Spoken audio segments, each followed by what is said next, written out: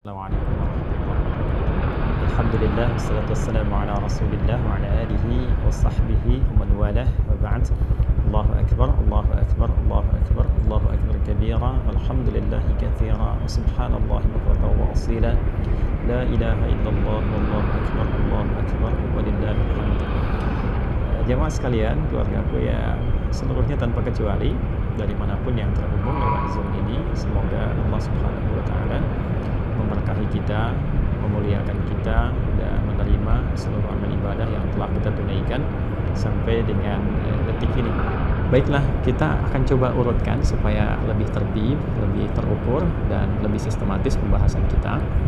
Saya akan bagi kepada 3 bagian yang penting. Saya harapkan Bapak Ibu, keluarga sekalian bisa menyimak dengan fokus karena waktu kita akan sangat terbatas sekali, dan ini akan menentukan bukan sekedar benarnya cara kita untuk berkorban di tahun ini, tapi juga yang paling penting adalah keberhasilan. Ini, jadi ada benar, ada keberhasilan. Itu 2 hal yang berbeda dalam penilaian ibadah. Ada orang yang benar salatnya secara rukun, ya rukunnya benar, terpenuhi syaratnya, kan? Dan terangkat kewajibannya, mendapatkan pahala insya Allah dengan kadar keikhlasannya. Tapi belum tentu ia paham yang dibaca, belum tentu ia mengerti apa yang dilakukan, sehingga setiap hikmah dari bacaan dan gerakan itu karena tidak dipahami, tidak bisa diimplementasikan dalam kehidupan. Nah itu artinya benar sholatnya tapi tidak berhasil mendapatkan hikmah, sehingga hal-hal yang bisa diraih saat di dunia ini sebagai dampak dari ibadah sholat itu tidak optimal. Demikian pada ibadah kurban juga, ya ada proses yang dilakukan secara benar, baik rukunnya, kemudian hal-hal terkait yang mengikuti syarat-syarat hewannya, ya. Namun ada hikmah yang besar yang penting kita ketahui, yang juga menentukan sebatas apa yang bisa kita dapatkan dari keberhasilan ibadah dimaksud. Baik, teman-teman sekalian, Bapak dan Ibu, saya ingin runtutkan dulu pada puncak nanti apa yang disebut dengan korban. Jadi ibadah ini kalau kita perhatikan di kitab-kitab fikih, ya, termasuk juga dalam kitab-kitab hadis, proses penyembelihannya itu tidak disebut dengan korban, tapi proses penyembelihannya itu disebut dengan udhiyah atau zabah. Jika disebut dengan udhiyah, itu seakar nanti dengan kata duha. Artinya proses penyembelihan yang dilangsungkan di waktu duha. Karena itu idnya disebut dengan Idul Adha, ya. Nah, duha itu kurang lebih lah batas 2 tombak kalau matahari melewati batas terbitnya. Jadi kalau terbitnya disebut dengan masyrik, tempat terbitnya. Ketika melewati tempat terbit itu, saat masuk tempat terbit kan haram hukumnya salatnya, ya, sama dengan tempat terbenamnya. Jadi ketika lewat tempat terbit itu, ukuran bayangan itu 1 tombak, ya kalau dikonversi kurang lebih 1 jam lah dari tempat terbit itu. Nah itu kita akan dapati di situ waktu syuruk, ya. Jadi kalau dari fajar ke 1 tombak itu satu jam kurang lebih. Jadi kalau subuh misalnya sekarang di Indonesia bagian barat 4.37 misal saja, kan? Nah, maka kalau diambil 1 jam dari situ, ya 5.37 itu sudah masuk waktu syuruk. Nah itu lewat 1 tombak dari waktu terbit. Jadi kalau misalnya diambil 1 tombak lagi, taruhlah diambil kemudian 15 menit atau 30 menit dari situ. Jadi kalau setengah 6 tambah 30 menit sekitar jam 6, ya. Nah itu sudah masuk waktu duha. Jadi kalau tadi itu awal duha, kalau sekarang masuk ke awal ke pertengahan duha, sekitaran jam 6 sampai ke setengah 7. Ya, jam 6 sampai ke setengah 7. Jadi kalau kita ambil misalnya waktu salatnya berdasarkan mengacu kepada hadis Idul Adha itu ya 1 tombak, maka ditunaikannya kurang lebih bisa sudah mulai jam 6 kurang seperempat atau jam 6. Supaya apa? Supaya jam setengah 7 ke jam 7 itu sudah bisa menyembelih. Itulah sebabnya kenapa disebut udhiyah, disembelihnya itu di waktu awal duha, sehingga salatnya disegerakan. Ya, itu bedanya dengan Idul Fitri. Kalau Idul Fitri kita makan dulu. Jadi idnya dirayakan fitr dengan makan terlebih dahulu untuk menunjukkan bahwa puasa sudah selesai. Sekarang sudah tidak puasa lagi, maka kemudian membatalkan terlebih dahulu, makan terlebih dahulu, baru kemudian setelah itu agak senggang berangkatlah ke tempat salat untuk menunaikan salat Id, sehingga idnya disebut Idul Fitr. Tapi Idul Adha berbeda. Idul Adha itu awalnya ini konsep awal, ya. Konsep awalnya itu makannya setelah mendapatkan yang disembelihan. Jadi kenapa sholatnya dipercepat, disembelih kemudian di waktu duha, lalu setelah itu supaya cepat disembelih itu dimasak, bisa dikonsumsi. Jadi yang pertama dimakan itu adalah yang dari hasil sembelihan. Ya, tapi berjalannya waktu memberikan kesan bahwa ini dulu bila itu mudah untuk dilakukan. Bila kemudian tidak mudah untuk dilakukan dan berbeda situasinya, maka tetap menjadi amalan sunnah, tetapi barangkali yang dikonsumsinya berbeda. Yang penting ada sesuatu yang dimakan. Jadi sunnahnya dari sebelum sholat id itu tidak makan dulu, ya, baru setelah menunaikan sholat id makan, sekedar untuk mengikuti tuntunan sunnah Nabi Sallallahu Alaihi Wasallam. Bisa misalnya makan apa saja yang kira-kira bisa untuk dimakan. Yang saya ingin katakan adalah kenapa disebut dengan udhiyah, proses penyembelihannya, ingin memberikan kesan bahwa sembelihannya berlangsung di waktu duha. Kemudian prosesnya sembelihannya disebut dzabah namanya. Dzabah itu untuk hewan yang dijatuhkan dulu. Jadi kalau ada sapi, kerbau, kambing dan sejenisnya kemudian akan disembelih dan dia dijatuhkan terlebih dahulu baru kemudian disembelih, itu disebut dengan dzabah, dari kata dzabaha. Tapi kalau hewannya tidak dijatuhkan dulu, ya, langsung disembelih dalam posisi dia berdirinya, biasanya unta yang seperti itu disebut dengan nahar.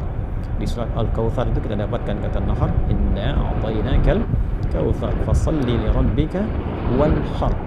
Jadi spirit ayat ini ingin mengatakan kalau kita sudah diberikan oleh Allah karunia berlimpah, sudah sukses, kan? Jangan lupa sama Allah yang menitipkan. Toh kan sebelumnya kita berdoa, banyak minta sama Allah, begitu dikasih lupa sama Allahnya, ya.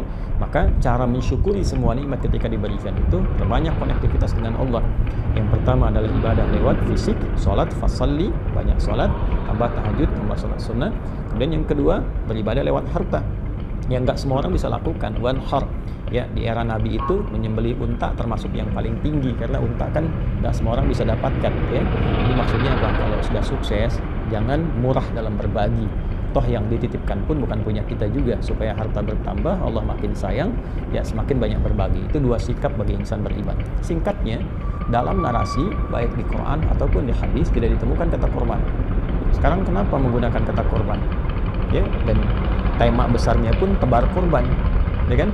Bukan tebar hewan, ya kan? Tebar korban, dan bukan tebar dzabah, bukan tebar udhiyah. Nah, di titik ini yang ingin saya garis bawahi, dan saya akan sedikit mengilustrasikan, barangkali juga sedikit berdiri supaya saya bisa menuliskan sesuatu yang Bapak Ibu bisa lihat. Dan ini titik yang paling penting. Kalau tidak ada ini, saya tidak akan adakan Zoom.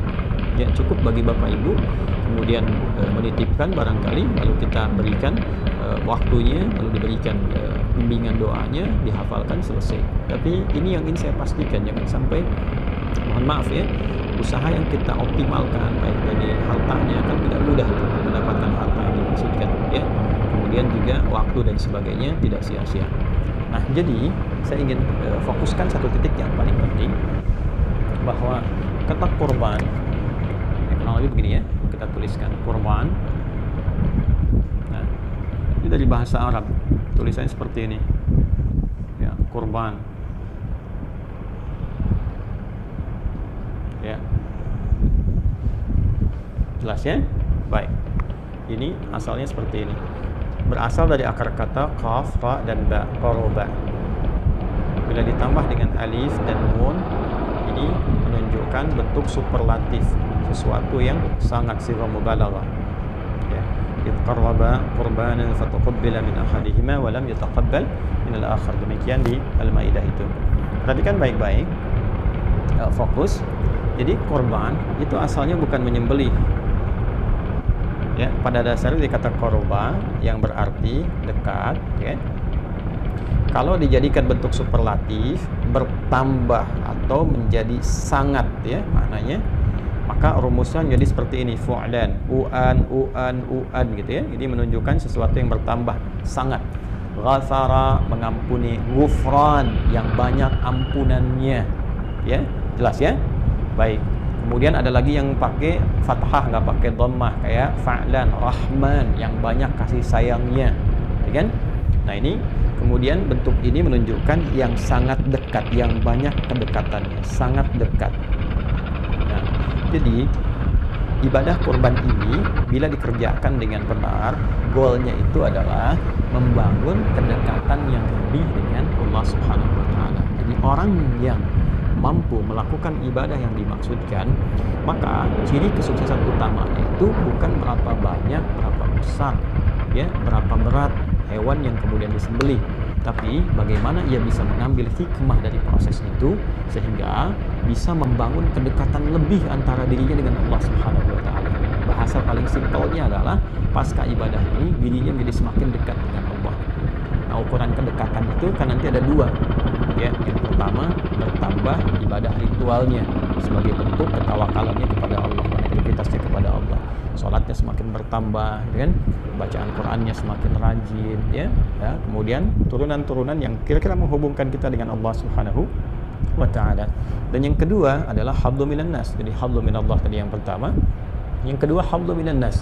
Ya, bertambah baik dengan sesamanya, di keluarganya, hubungan dengan tetangga, kerabatnya dan sebagainya. Itu ukuran spesifiknya.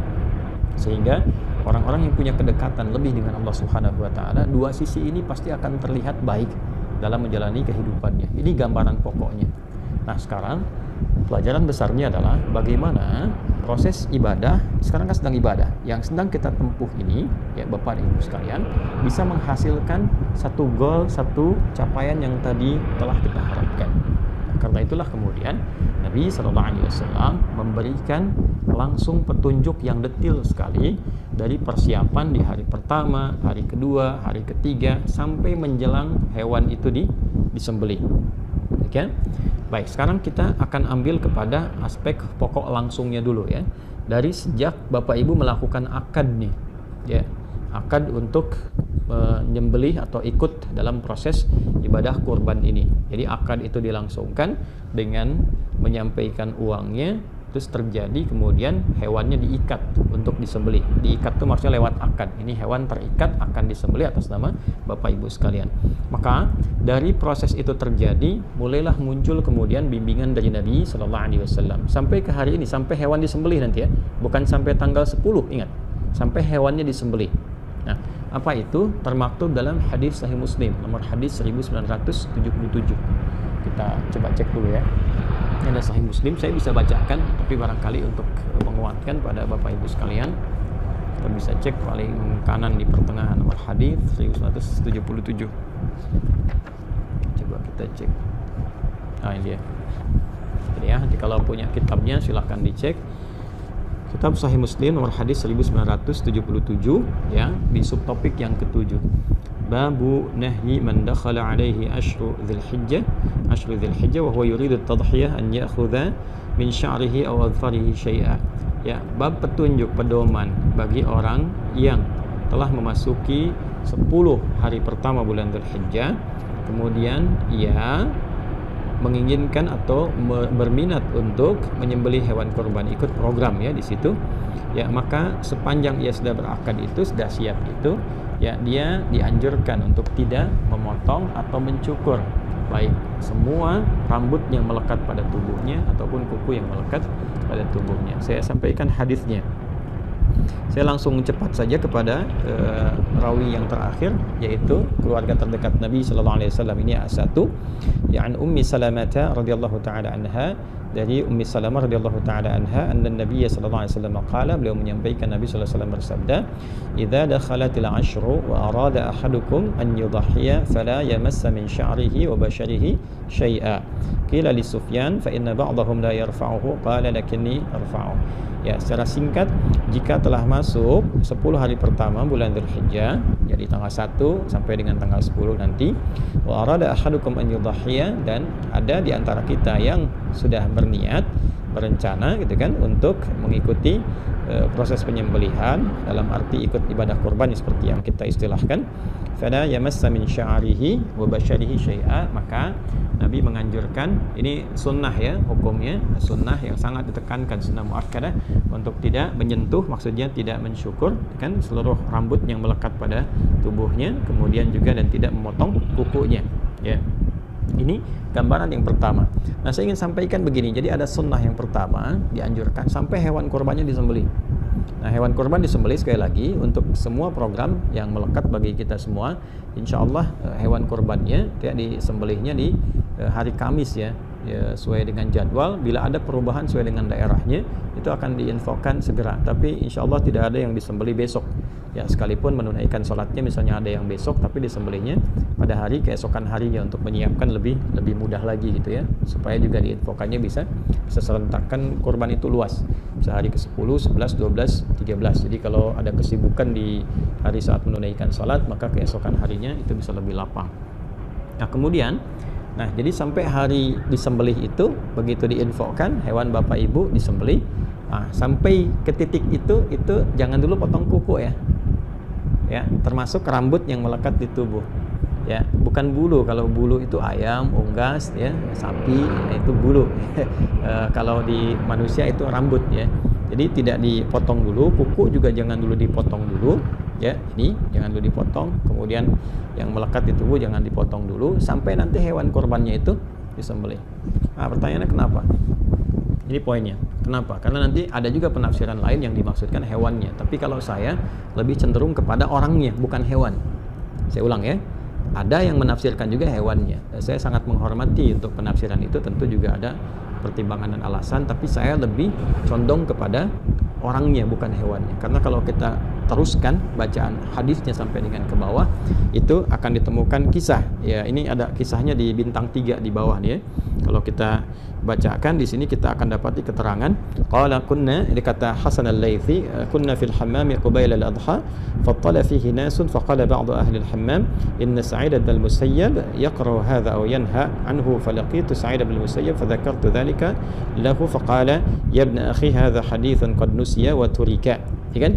Ini ada kisah dari Hasan al-Laythi bahwa di era beliau itu menjelang Idul Adha, menjelang disembelih itu, teman-temannya sudah pada pergi ke kamar mandi umum, kemudian ada yang sudah bersih-bersih, ya, ada yang mengecat rambut, ada yang cukur-cukur dan sebagainya, padahal hewannya belum disembelih. Maka diadukanlah kepada sahabat Sa'id bin al-Musayyab peristiwa itu, yang mengetahui betul tentang hadis Nabi dimaksud, dikonsultasikan, ini benar enggak gitu, yang dimaksudkan apakah orangnya atau hewannya atau bagaimana. Maka komen beliau menyampaikan bahwa hadza haditsun qad nusiya, atau riwayat lain qad turika. Ini tidak tepat ya, ada hadis yang banyak dilupakan. Artinya apa? Yang dimaksud jangan dipotong dulu ya. Jadi ini asbabul wurud yang terkait juga dengan hadis dimaksud. Pertanyaannya kenapa? Ya, saya ulangi pertanyaannya, kenapa? Disunnahkan ya, bukan hukumnya haram. Jadi kalau memang ada kondisi-kondisi yang memang harus dicukur misalnya, tidak ideal dengan penampilan tertentu, atau ada keperluan yang sifatnya lebih penting misalnya untuk dilakukan, tapi penampilan tidak sesuai, ya boleh-boleh saja, tidak ada masalah. Tapi yang dimaksud adalah, ya ini yang ingin saya tekankan. Bapak Ibu sekalian, ada anugerah besar di balik ibadah ini yang diikatkan nanti terkait dengan kurban. Berbahagialah bila di antara kita diberikan oleh Allah Subhanahu wa taala kesempatan untuk berkurban dan mengikuti runtutan ibadah dari tanggal 1 sampai dengan hewan kurban itu disembelih. Karena itu esensinya, itu menghadirkan nilai yang sama seperti orang yang haji. Walau dia tidak berhaji, ingat. Jadi bukan mendapatkan pahala haji, bukan. Kalau ingin pahala haji ya berhaji. Yang dimaksudkan adalah mendapatkan value dari ibadah haji, yaitu sifat mabrur. Ya, kalau kita baca di hadis Muslim di kitab yang sama, nomor hadis 1349 dari sahabat Abu Hurairah radhiyallahu taala anhu, Nabi SAW menyampaikan, wal hajjul mabruru laisa lahu jazaa'un illal jannata. Haji mabrur itu, itu value-nya mabrur. Ya, mabrur itu bukan makbul. Kalau makbul diterima. Nah, ukuran diterimanya itu apa? Ada value yang namanya mabrur. Nah, value yang dikerjakan oleh orang haji ini itu bisa diraih ya oleh orang yang tidak haji. Tapi bukan berarti mendapat pahala haji, ingat ya. Berbeda antara pahala dengan value-nya, dengan nilainya. Dan itu tinggi di hadapan Allah. Jadi kalau sama-sama dapat itu, dapat apa nih? Kalau di sana laisa lahu jazaa'un illal jannah, yang di sini dapat apa? Ya. Nah, saya ingin balik dulu, dan ini sebagian telah saya terangkan juga. Jadi puncak haji itu kan di tanggal 9. Sekarang nih ya, yang pada wukuf sebentar lagi selesai akan lontar jumrah. Nah, untuk menuju tanggal 9 itu, Allah meminta kepada mereka semua untuk menunaikan dan memperkuat ibadah, disebut dengan takwa. Itu ada di Quran surah kedua Al-Baqarah ayat 197. Wa tazawwadu fa inna khairaz zadit taqwa. Orang-orang yang sudah bersiap menunaikan haji, dia sudah miqat, sudah nunggu untuk puncak Arafah itu, maka kata Allah perbanyak ibadah. Perbanyak ibadah, perbanyak ibadah. Supaya apa? Supaya ketika masuk ke tanggal 9 puncaknya sudah ada koneksi yang kuat ya sehingga mudah mau doa, mudah mau istighfar, mudah gitu kan. Kemudian mau minta kebaikan-kebaikan mudah. Kalau sebelum tanggal 9 banyak kemana-mana, nggak banyak ibadah, banyaknya belanja, nanti begitu dia wukuf kosong keadaan hatinya. Nah, orang yang tidak menunaikan haji itu mendapatkan porsi isyarat yang sama dari Nabi supaya memperbanyak ibadah ya di awal-awal bulan Dzulhijjah ini. Dari mana taunya? Kita temukan misalnya di Al-Bukhari nomor hadis 969 dari Ibnu Abbas radhiyallahu taala anhuma. Nabi SAW menyampaikan, "Ma min ayyam al-'amalu salihu fiha ahabbu au fihinna ahabbu ila Allah min hadhil ayyam al-'ashr." Tidak ada satupun perjalanan hari ya saat seseorang menunaikan amal soleh itu naik status amal solehnya dicintai oleh Allah, yaitu 10 hari pertama di bulan Dzulhijjah. Jadi ketika orang yang haji itu perbanyak ibadah, orang yang tidak haji pun, kita ini maksudnya di sini ya, itu diminta oleh Nabi sama lakukan ibadah juga. Ya, tingkatkan sholat, latihan banyak puasa, kemudian berusaha banyak Quran, berusaha banyak baca Quran atau interaksi atau berzikir, gitu kan? Untuk apa? Untuk puncak tanggal 9. Jadi di sana tanggal 9, di sini tanggal 9. Ini poinnya. Nah, di tanggal 9 itu ada apa? Kalau yang di sana wukuf, di sini puasa.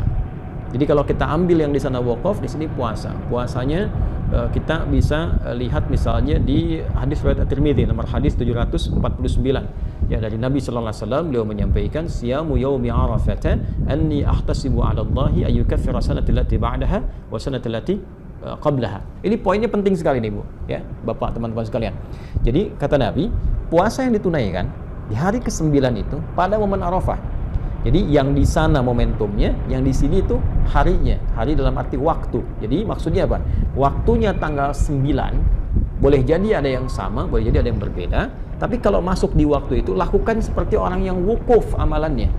Ya, maksudnya apa? Kalau di sana hanya sekedar wukuf kan berdoa, minta ampun, beristighfar, muhasabah diri. Di sini pun bukan sekedar nahan lapar dan haus, tapi ikut muhasabah juga. Ya, ikut minta ampun kepada Allah. Jadi bukan puasa biasa. Ya, biasanya kalau saya suka melihat kapan di sana wukuf tuh jam berapa ya. Saya suka ukur tuh. Jadi saya ukur biasanya jam 5 ya setengah 6 menjelang maghrib waktu Indonesia, kan bedanya 4 jam. Jadi kalau 4 jam ditarik ke sana itu masuk zuhur. Jadi biasanya sudah masuk waktunya khutbah. Jadi begitu sholat sudah semuanya duduk. Nah di sini biasanya saya suka merenung, duduk menghadap ke arah kiblat kemudian bermuhasabah. Yang dimaksudkan kita puasa tanggal 9 ya, kemudian diisi dengan amalan-amalan seperti orang wukuf. Tapi yang wukuf itu yang di sana, bukan kita di sini. Ya, tapi amalannya bisa kita lakukan serupa. Dalam arti apa? Dalam arti muhasabah, introspeksi diri. Jadi tanggal 9 itu bukan sekedar nahan lapar, haus, tapi banyakin istighfar, banyak minta ampun kepada Allah, berdoa dalam kebaikan. Itu kesan Nabinya. Nah, orang-orang yang mampu melakukan itu, ya, maka apa yang terjadi sekalipun dia tidak haji? Kata Nabi sallallahu alaihi wasallam, "Anni ahtasibu 'ala Allah." Aku sangat berharap, bermohon kepada Allah diberikan satu bonus tuh ya. Ya, pahala dapat dia, tapi apa yang bonus yang Nabi maksudkan di sini? Ayyukaffira sanatal lati ba'daha wa sanatal lati qablaha. Supaya Allah menjaga dia dari perbuatan-perbuatan maksiat setahun ke depan dan menggugurkan dosa-dosanya minimal setahun ke belakang. Ini menarik nih, ya. Jadi kalau berhasil tuh ibadah puasa yang di tanggal 9 itu dan dia bermuhasabah, minimal kan kita mereview dosa apa yang pernah kita lakukan kan? Minta ampunan sama Allah, diingat-ingat hubungan dengan Allah, hubungan dengan makhluk. Itu begitu minta ampun tanggal 9 itu spesial. Makanya para ulama itu sangat meng-highlight sekali ya, di awal Dzulhijjah itu 9 itu spesial. Kalau bisa sekalipun nggak puasa, tetap kita memperbanyak doa di situ. Misalnya ada di kalangan perempuan akhwat yang sedang haid misalnya, tiba masa haidnya, walaupun tidak menunaikan puasa di dalamnya, tidak terhalang untuk berdoa. Perbanyak doa, perbanyak minta ampun, perbanyak istighfar di situ. Itu potensinya mahal sekali dan yang menyampaikan Nabi. Kan kita ini dinilai dengan iman kita, ya. Awas jangan bertanya bisa begitu, tidak. Ini perkara iman. Karena itu kita beriman, kita meyakini apa yang disampaikan Nabi, maka manfaatkan. Ini semua ulama itu kalau dalam tanda petik ya, kalau sudah dekat tuh sering teriak-teriak. Dalam tanda petik, teriak tuh maksudnya kencang mengingatkan, jangan sampai luput. Jangan sampai luput. Kalau luput nunggu tahun depan. Gitu ya. Maka betul-betul optimalkan. Nah, di titik ini ketika kita memohon, maka turun ampunan Allah. Dosa-dosa yang lampau berpeluang diampuni. Ciri diampuni itu apa? Ciri diampuni, hilang kan kotornya, maka muncul baiknya. Nah, kalau benar dia seperti itu, dia akan dijaga oleh Allah sampai setahun ke depan itu jadi orang baik. Lisannya baik, pandangannya baik, pendengarannya baik. Nah, kebaikan yang muncul setelah yang buruk hilang itu disebut birrun namanya. Birrun. Kalau melekat pada pelakunya disebut mabrur. Kenapa disebut haji mabrur? Karena haji yang dikerjakan dengan benar itu mampu mengentaskan sifat-sifat buruknya dan mentransformasikan, merubah dia jadi lebih baik. Sehingga disebut hajjul mabrur, hajinya, ya, bukan orangnya. Kalau hajinya berhasil, itu yang dimaksudkan Nabi itu. Kalau berhasil melekat pada orang, maka sifatnya mabrur. Nah, orang-orang yang tidak haji, tadi saya katakan, value dari mabrur itu bisa dia dapatkan. Dengan cara apa? Dia bisa isi sepanjang 1-9 ini untuk bisa mengevaluasi dirinya. Begitu mendapatkan ketenangan, selesai puasa, ada perubahan dalam dirinya. Rasa tenang, rasa baik. Nah, itu yang dimaksud birrun. Kalau melekat pada dirinya, maka disebut dengan mabrur. Maka apa yang bisa dia rasakan saat menjalani kehidupan itu lebih baik ke depannya. Kontrolnya lebih baik. Mau bicara yang kurang bagus dijaga jadi bagus. Memandang yang baik, itu yang dimaksud hadis Nabi tadi, terjaga dari dosa sampai setahun ke depan. Ya, sampai ketemu lagi. Ya, ketemu lagi, Dzulhijjah lagi. Tiap tahun dijaga sampai dia meninggal, insyaallah husnul khatimah. Ya, husnul khatimah. Nah, yang paling menarik hubungan dengan penyembelihan apa? Kalau selesai wukuf yang haji tanggal 9, itu kan bergerak tuh, ya, ke Masjidil Haram atau dikenal dengan Muzdalifah. Ya kan? Dia berzikir kan, Quran surah ke-2 ayat 198, ya kan? Nah, ya, laisa 'alaikum junahun an tabtaghu fadlan min rabbikum fa idza afadtum min arafatin fadhkurullaha 'indal Masjidil Haram. Maka teman-teman yang di sana akan bergerak nanti, ya, ke arah Muzdalifah, kemudian di situ berzikir sampai menunggu nanti menjelang ke fajar. Cari batu kan? Ya, lalu setelah itu ke Jamarat, ya. Melontar. Yang dilontar itu Aqabah tuh, yang besarnya. Ya, bukan yang wusta, bukan yang ula. Saya cepat saja kalau Bapak Ibu teman-teman dapatkan buku yang saya tentang umrah, ya. Kalau ikut program umrah tuh ada buku yang kita berikan yang saya tulis langsung itu. Jadi kami jelaskan betul kenapa Aqabah, kenapa disebut wusta, kenapa ula, kenapa urutannya begitu gitu, ya. Secara singkatnya begini, kalau Aqabah itu gambaran diri kita. Wusta itu lingkaran dekat. Ula itu faktor terjauh, lingkaran luar. Ya, yang terjauhnya. Jadi kadang-kadang yang membuat diri kita itu kurang baik, kurang dekat dengan Allah, yang pertama adalah ketidakmampuan mengontrol diri sendiri. Nafsu Aqabah itu gambaran dari nafsu. Jadi kalau marah itu bukan karena faktor luar pada umumnya, tapi lebih karena ketidakmampuan mengontrol emosi di dalam. Nah, kalau ini baik, kadang-kadang sudah baik nih, tapi mendapatkan lingkaran sekitar yang dekat yang kurang bagus. Ya, misalnya tetangga, misalnya sikap kurang baik atau bergaul dengan teman-teman dekat kurang bagus, ya. Atau teman-teman dekat bagus, di keluarga bagus, tapi ditempatkan di tempat kerja, ketemu teman jauh, kena pengaruh yang kurang bagus. Yang dekat itu disebut dengan wusta, lingkaran sekitaran. Ula itu yang terjauh. Walal akhiratu khairul laka minal ula. Aqabah itu pribadi. Karena itu dari Muzdalifah yang dilontar itu bukan yang wusta, bukan yang ula, tapi yang Aqabah. Dan perhatikan kalimatnya. Bismillahirrahmanirrahim. Bismillahirrahmanirrahim. Bismillahirrahmanirrahim sampai 7 kali. Setelah itu menghadap ke arah Ka'bah, ya, ke Masjidil Haram, lalu berdoa, kan? Inni wajjahtu wajhiya lilladzi fataras samawati wal arda hanifan musliman wa ma ana minal musyrikin. Inna salati wa nusuki wa mahyaya wa mamati lillahi rabbil alamin la syarika lahu bidzalika umirtu wa ana minal muslimin. Baik. Perhatikan baik-baik. Begitu dilontar, lontaran itu dimohonkan dengan doa untuk menggugurkan sifat buruk yang ada dalam diri. Menggugurkan keburukan yang ada dalam nafsu. Baik, ya? Ini kuncinya dulu, satu, ya. Jadi begitu dilontar, diharapkan kan sifat buruk itu di nafsu, lawannya takwa. Ya, nafsu itu nama lainnya fujur. Fujur itu lawannya takwa. Di Quran surah ke-91, ya, ayat 8. Fa'alhamaha fujuraha wa taqwaha. Ya kan? Jadi kalau di takwa ada jujur, di sini ada dusta. Kalau di sini ada sabar, di sini ada amarah gitu. Nah, ini yang direndam. Begitu dilontar, ini naik. Nah, sifat takwa itu sifat dasar malaikat. Nafsu itu sifat hewan. Makanya disebut manusia makhluk hewani, hayawanun natik, hewan yang bisa bicara tapi punya sifat takwa. Kalau hewan nggak ada takwanya, ya, malaikat nggak ada nafsunya. Di malaikat benar terus, Quran surah 66 ayat ke-6, hewan itu punya potensi salah terus, ya. Nah, itu sifat hewani. Yang tidak haji maka disimbolkan dengan syariat penyembelihan hewan. Yang di sana lontar. Jelas, ya? Maka yang di sini menyembelih, hakikatnya bukan hewannya.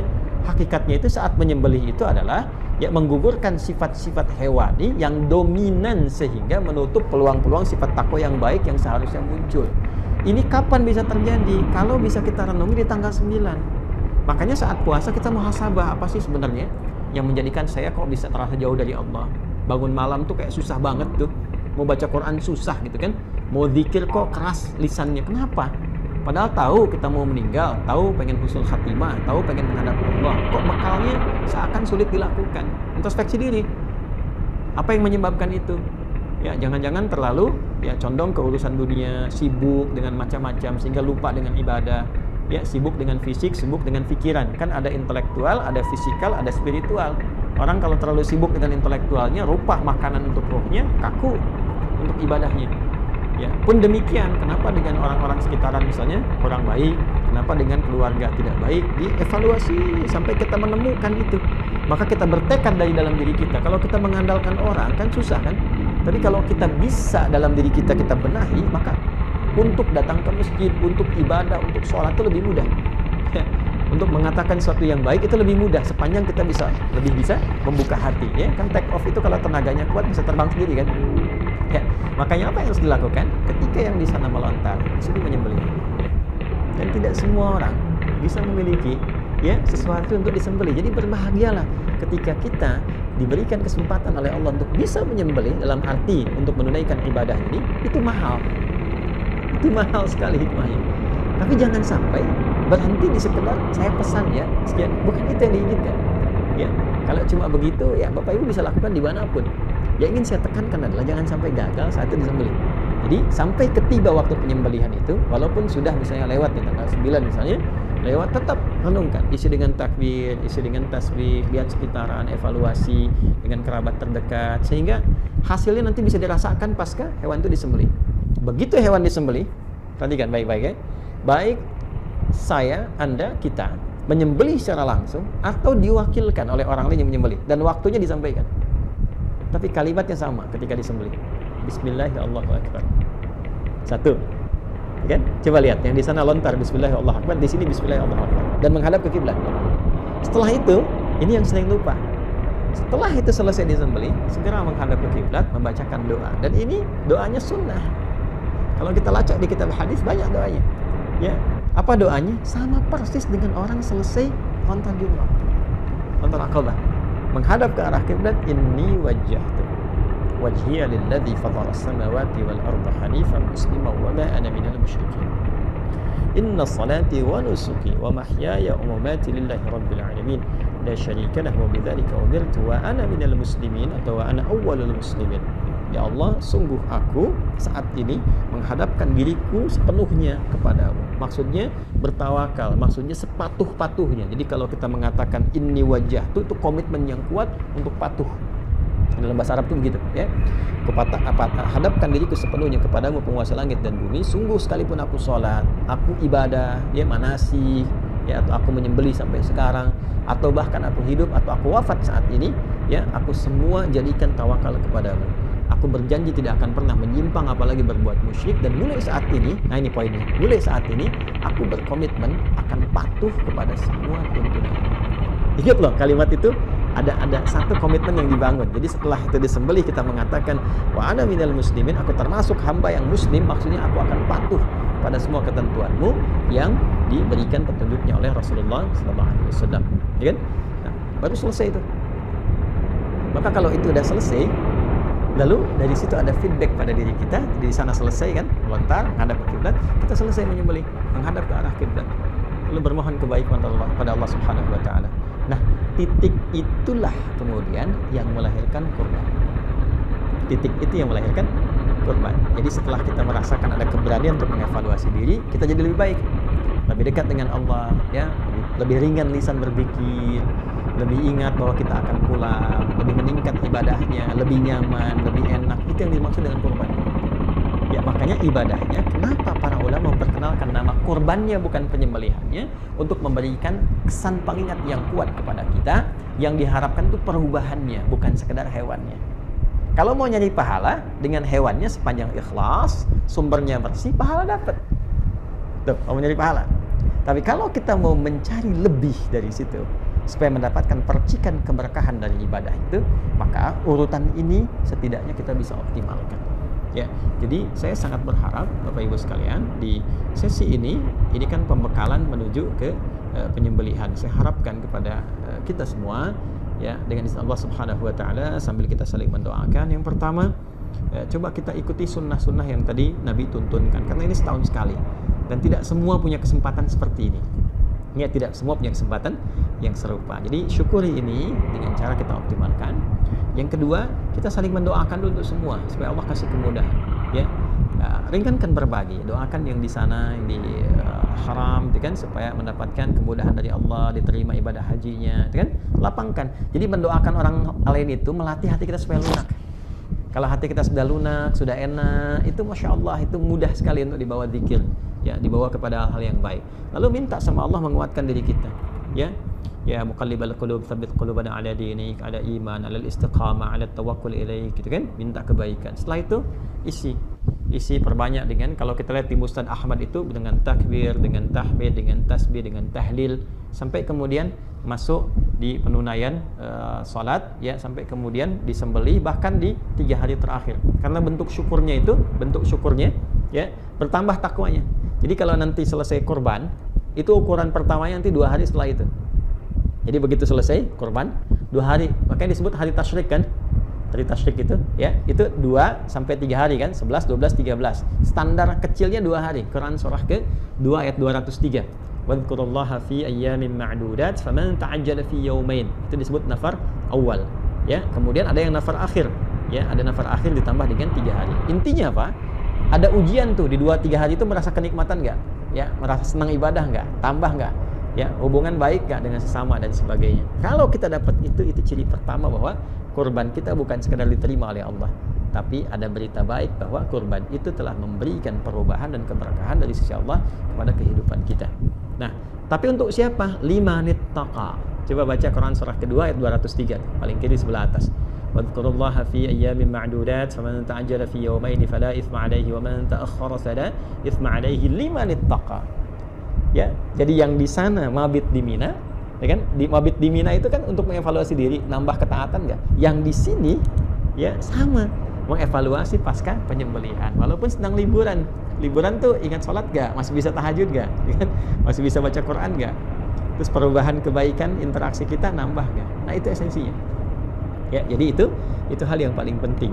Kalau yang lain-lain saya kira standar untuk semuanya, tapi lebih kepada kurban itu kenapa kita ambil judul besar tebar kurban, supaya rasa kasih itu semakin menyebar, kebaikannya semakin meluas, dan kedekatan kepada Allah Subhanahu wa taala semakin tinggi, semakin baik, ya. Itu kira-kira gambarannya. Jadi kita berharap dosa diampuni, kayak sama, saya pun belum bercukur, ya, sama persis. Jadi begitu sudah disembeli baru kita bersih, kita berharap supaya apa? Kata sebagian ulama, supaya Allah mengampuni semua bagian tubuh kita dan semua bagian sampai rambut dan kuku sebelum terpisah kita potong. Barangkali ini pernah bermaksiat, ya kan?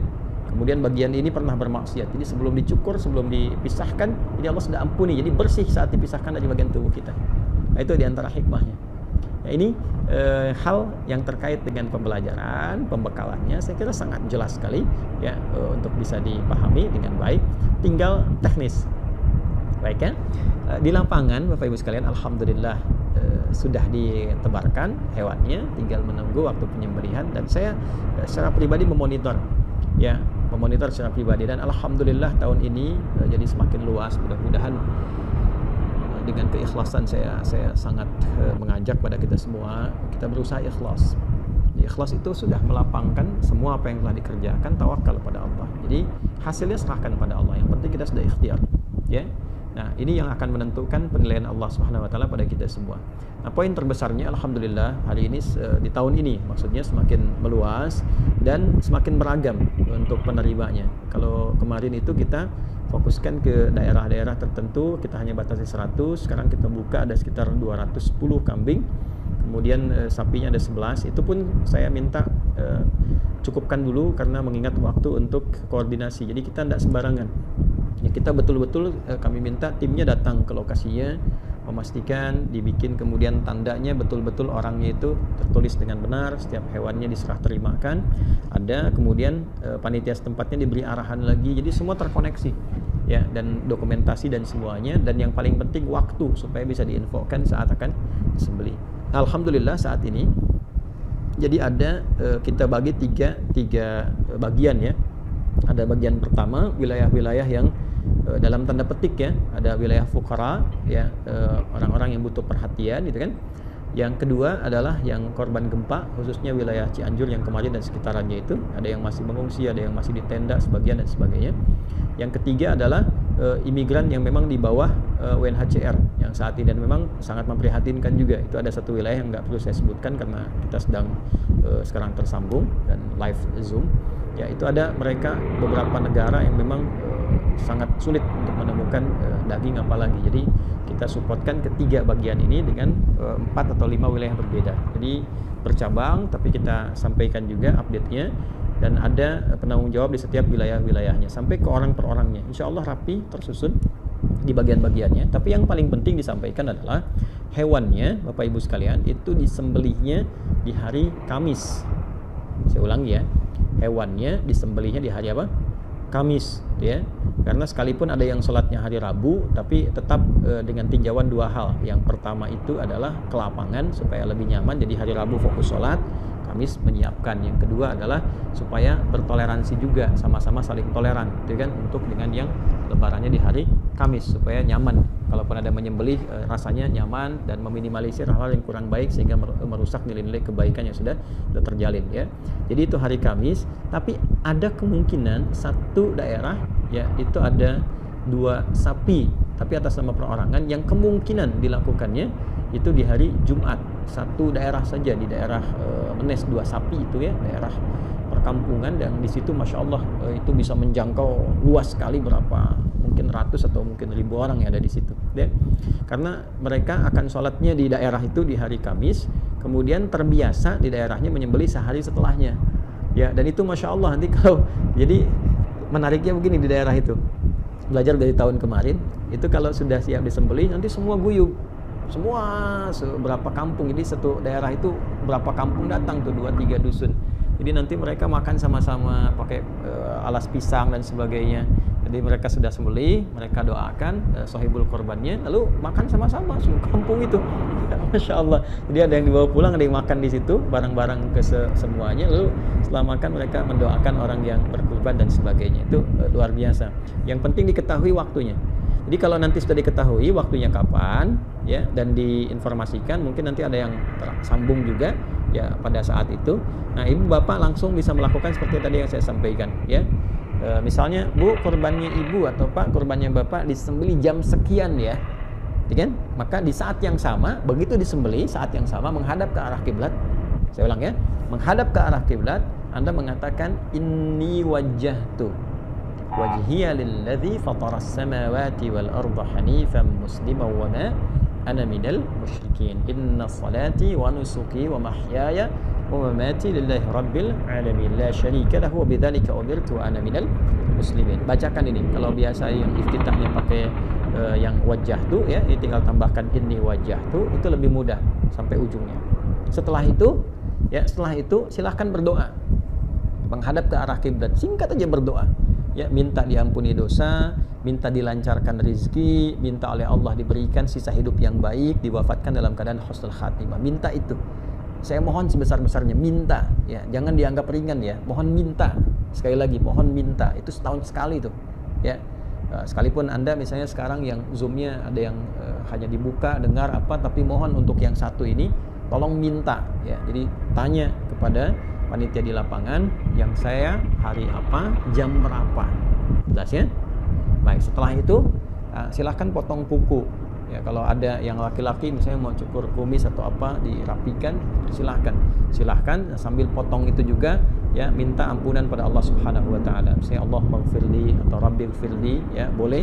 Kalau mau dilekatkan dengan orang tua silahkan Rabbighfirli wali walidayya warhamhuma kama rabbayani shaghira, boleh sambil potong ya.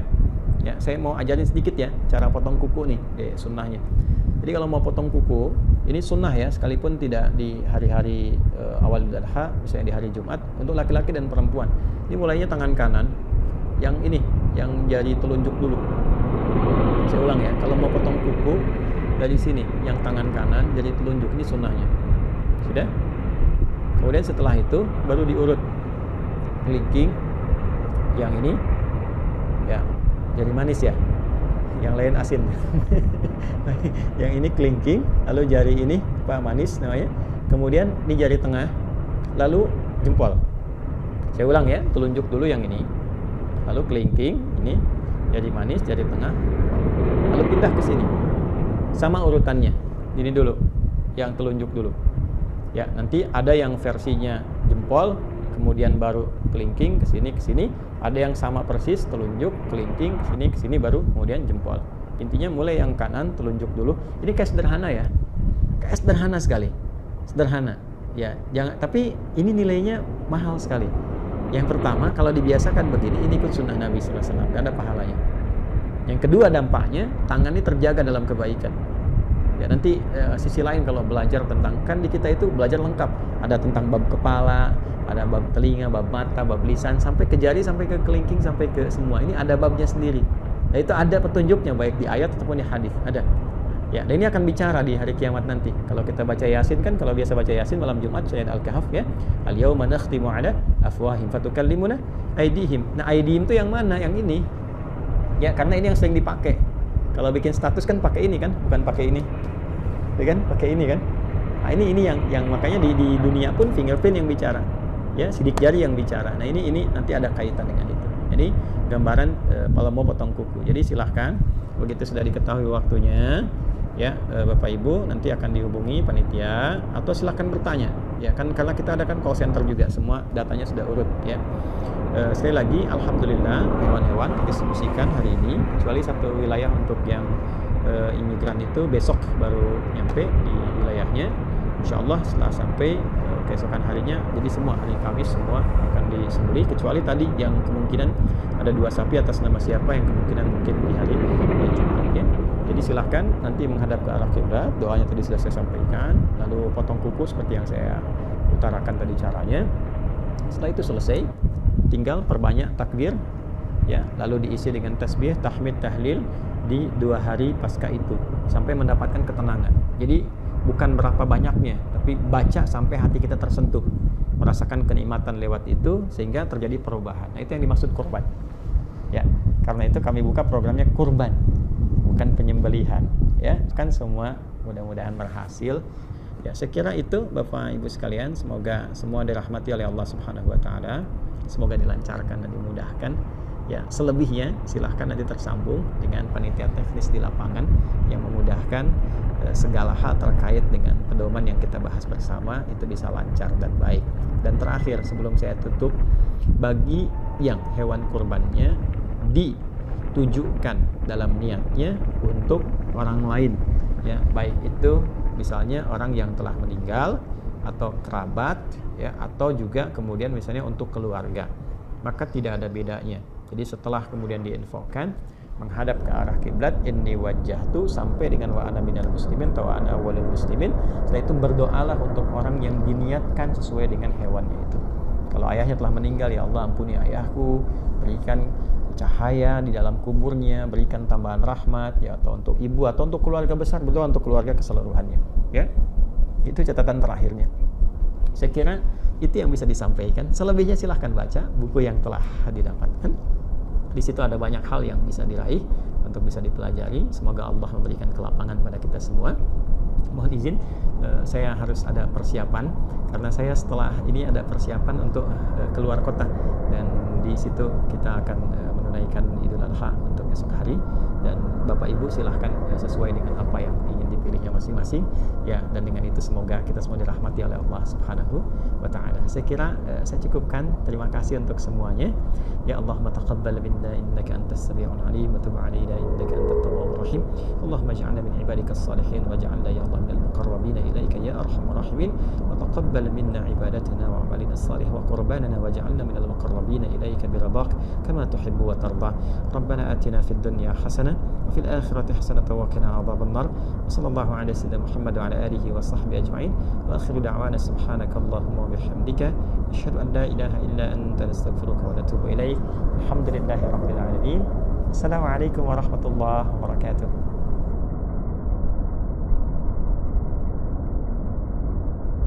Assalamualaikum Ustaz. Assalamualaikum warahmatullahi wabarakatuh. Jika saya berniat hendak berkorban untuk keluarga besar saya, seekor kambing di negara lain seperti Syria, apakah boleh jika saya tidak memberitahu mereka tentang niat berkorban ke atas saya dan mereka? Terima kasih, semoga Allah meridai segala usaha dalam memberi ilmu pada ummah. Amin. Semoga Allah muliakan Anda dan keluarga besar Anda. Untuk korban, kalau untuk masyarakatnya tidak harus Anda beritahu, tapi untuk pemotongnya Anda harus sampaikan. Ya, karena ketika dipotong itu kan nanti akan dibacakan oleh yang akan memotong itu, menyembelih itu. Ya, kalau niat itu hubungan Anda dengan Allah. Ya, Anda sampaikan, ya Allah, saya pengen korban ini, dan ini niat membedakan dua hal. Satu, ibadah dengan rutinitas. Ketika Anda niatkan jadi ibadah, ketika tidak diniatkan jadi rutinitas.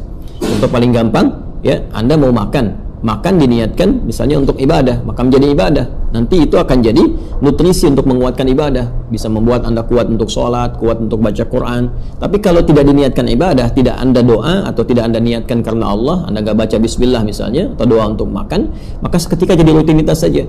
Maka energi dari makanan itu hanya akan menjadi penguat dalam urusan dunia. Untuk ibadah sulit dia menjadi kekuatan, karena itu bisa jadi malas untuk sholat, malas untuk baca Quran.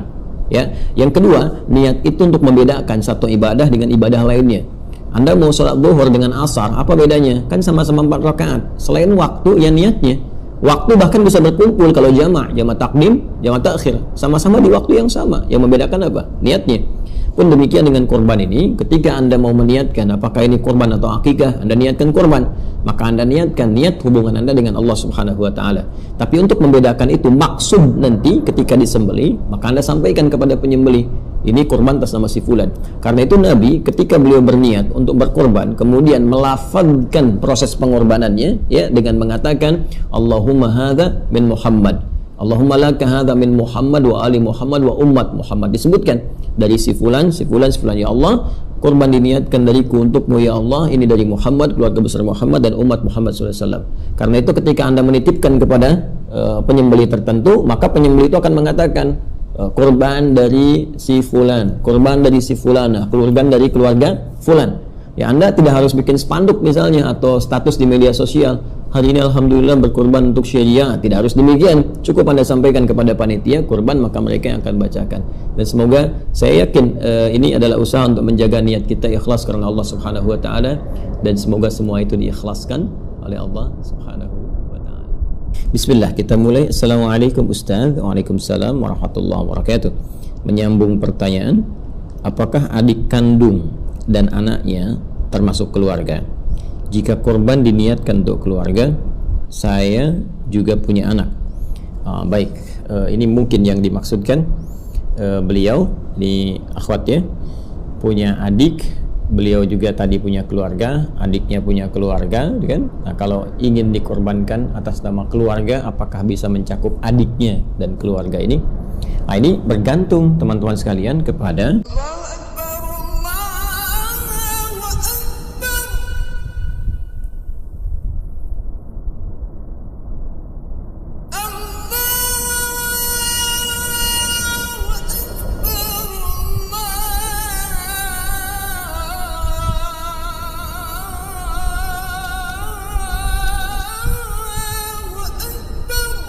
Baik, di program ini kita akan coba lanjutkan bahasan diskusi kita seputar tanya jawab tentang hal-hal terkait awal Dzulhijjah, baik berupa hukum-hukum, amalan-amalan, ataupun persoalan-persoalan yang bisa kita carikan solusinya melalui paparan para ulama-ulama yang tersambung kepada keterangan Rasulullah SAW. Kita langsung saja melihat pada kolom pertanyaan yang telah kami tampilkan. Ya, di sini ada kurang lebih 107 ya yang sudah masuk. Kita coba saring dulu yang sekiranya sesuai dengan tema kita terkait dengan persoalan di bulan Dzulhijjah ini dulu, ya. Bismillah, kita mulai. Assalamualaikum Ustaz. Waalaikumsalam warahmatullahi wabarakatuh. Menyambung pertanyaan, apakah adik kandung dan anaknya termasuk keluarga? Jika korban diniatkan untuk keluarga, saya juga punya anak. Baik, ini mungkin yang dimaksudkan beliau di akhwat, ya, punya adik, beliau juga tadi punya keluarga, adiknya punya keluarga, kan? Nah, kalau ingin dikorbankan atas nama keluarga, apakah bisa mencakup adiknya dan keluarga ini? Nah, ini bergantung teman-teman sekalian kepada susunan keluarga yang ingin diniatkan untuk korban. Saya beri contoh begini, misal saya misalnya Adi Hidayat, ya, saya punya keluarga. Sini ada istri, kemudian ada anak, ya. Saat yang bersamaan, saya juga punya keluarga besar, ya. Misal di sini ada keluarga besar dari ayah, kemudian ibu, ya. Dari sini saya ada kakak, kan? Pun demikian ada juga adik. Jika yang diniatkan untuk keluarga dibatasi di sini, misalnya keluarga Adi Hidayat mengambil kepada yang lelakinya, ya. Baik, jadi kalau nanti sudah diambil lelaki, nanti mencakup kepada perempuan dan turunan ke bawahnya. Ini umum, ya, di dalam bahasa Arab itu seringkali bin atau keturunan disertakan kepada ayah, dan ini nanti mencakup kepada perempuan dan turunan ke bawahnya. Baik, fokus baik-baik. Kalau dimaksudkan di sini, saya berkorban atas nama keluarga Adi Hidayat, ya, entah itu menggunakan satu kambing misalnya, atau hewan sapi, atau bahkan unta. Maka yang dimaksud tercakup dalam korban ini adalah istri saya, kemudian anak-anak kami. Itu keluarga. Tapi kalau kasus yang Anda tanyakan, punya adik nih tadi, atau bahkan kakak misalnya ke sini, maka untuk mencakup ini semua, cara paling cepatnya adalah kurban itu niatkan atas nama keluarga besar dari ayah dan ibu di sini. Ya, keluarga besar misalnya ayah A. Ya, taruhlah kita beri nama misalnya di sini Hasan misalnya. Maka Anda katakan kurban atas nama keluarga besar Bapak Hasan. Ya, maka ketika disebutkan keluarga besar Bapak Hasan, masuk di sini kakak beserta keturunannya, adik beserta keturunannya, dan Anda pula beserta keturunannya, masuk istri dan juga anak. Nah, ini dari mana penamaan ini turun sampai dengan ke bawah? Satu, tadi saya katakan sistem penamaan dan keturunan dalam Al-Quran, kalau ingin mencakup seluruh keluarga besar ke bawah, maka ambil yang paling atasnya. Ini yang dicontohkan misalnya di Quran surah ketiga ayat 33. Bahkan surahnya ini diberi nama dengan nama keluarga besar, surah Ali Imran. Ali Imran. Tuh, lihat baik-baik. Kenapa disebut Ali Imran, keluarga besar Imran? Ini untuk menunjuk Imran dan keturunan ke bawahnya. Imran menikah dengan Hannah, kan? Kemudian melahirkan siapa? Maryam. Ya. Dari Maryam turun siapa? Isa, ya, alaihissalam jami'an. Tuh, ada Imrannya, ada Hannahnya, ada Maryamnya, ada Isa-nya. Jelas ya? Nah, jadi ini turun ke bawah keseluruhannya. Demikian pula dengan ini. Di sini di ayat 33 Allah Subhanahu wa taala menyebutkan Nabi Adam secara personal, Nuh secara personal, kemudian keluarga besar Nabi Ibrahim dan keluarga besar Imran. Innallaha astafa Adam wa Nuha wa ala Ibrahim. Ya, ala Ibrahim. Siapa keluarga besar Ibrahim? Yang dipilih Allah itu bukan Nabi Ibrahim sendiri. Di sini ada dari jalur misalnya Sayyidah Sarah. Ya, kemudian di sini ada jalur dari Sayyidah Hajar, misalnya, kan? Baik. Di sini ada Nabi Ismail, ya, sampai dengan ke Nabi Muhammad sallallahu alaihi wasallam. Di sini ada Nabi Ishaq, ya. Dari Nabi Ishaq terus sampai ke Nabi Isa alaihissalam. Ya. Dari Ishaq ada Yaqub, ya, ada Yusuf, terus sampai ke Musa, ke Daud, ke Sulaiman, sampai dengan ke Nabi Isa alaihissalam. Jadi satu keluarga besar tuh, dari keturunan yang paling atas sampai dengan paling bawah, ini generasi ke 30 kurang lebih gitu kan. Nah, sampai sini. Wa ala Imran al-alamin, dan keluarga besar Imran atas seluruh kekeluargaan di semesta alam. Jadi ini menunjukkan bahwa boleh kita berkorban, teman-teman sekalian, kalau ingin mencakup bagian-bagian ini dengan niatkan kepada ayah yang paling atas, maka ini akan tercakup keseluruhannya. Ini yang pernah tercatat dalam satu riwayat, Nabi sallallahu alaihi wasallam pernah berkorban lantas mengucapkan sebuah kalimat, Allahumma hadza min Muhammad ya wa ala Muhammad wa ummat Muhammad. Ya Allahumma, ya Allah, mohon terima korban ini dari Muhammad SAW dan keluarga besar Muhammad SAW, yang mencakup keluarga beliau ya sampai dengan ke bawahnya.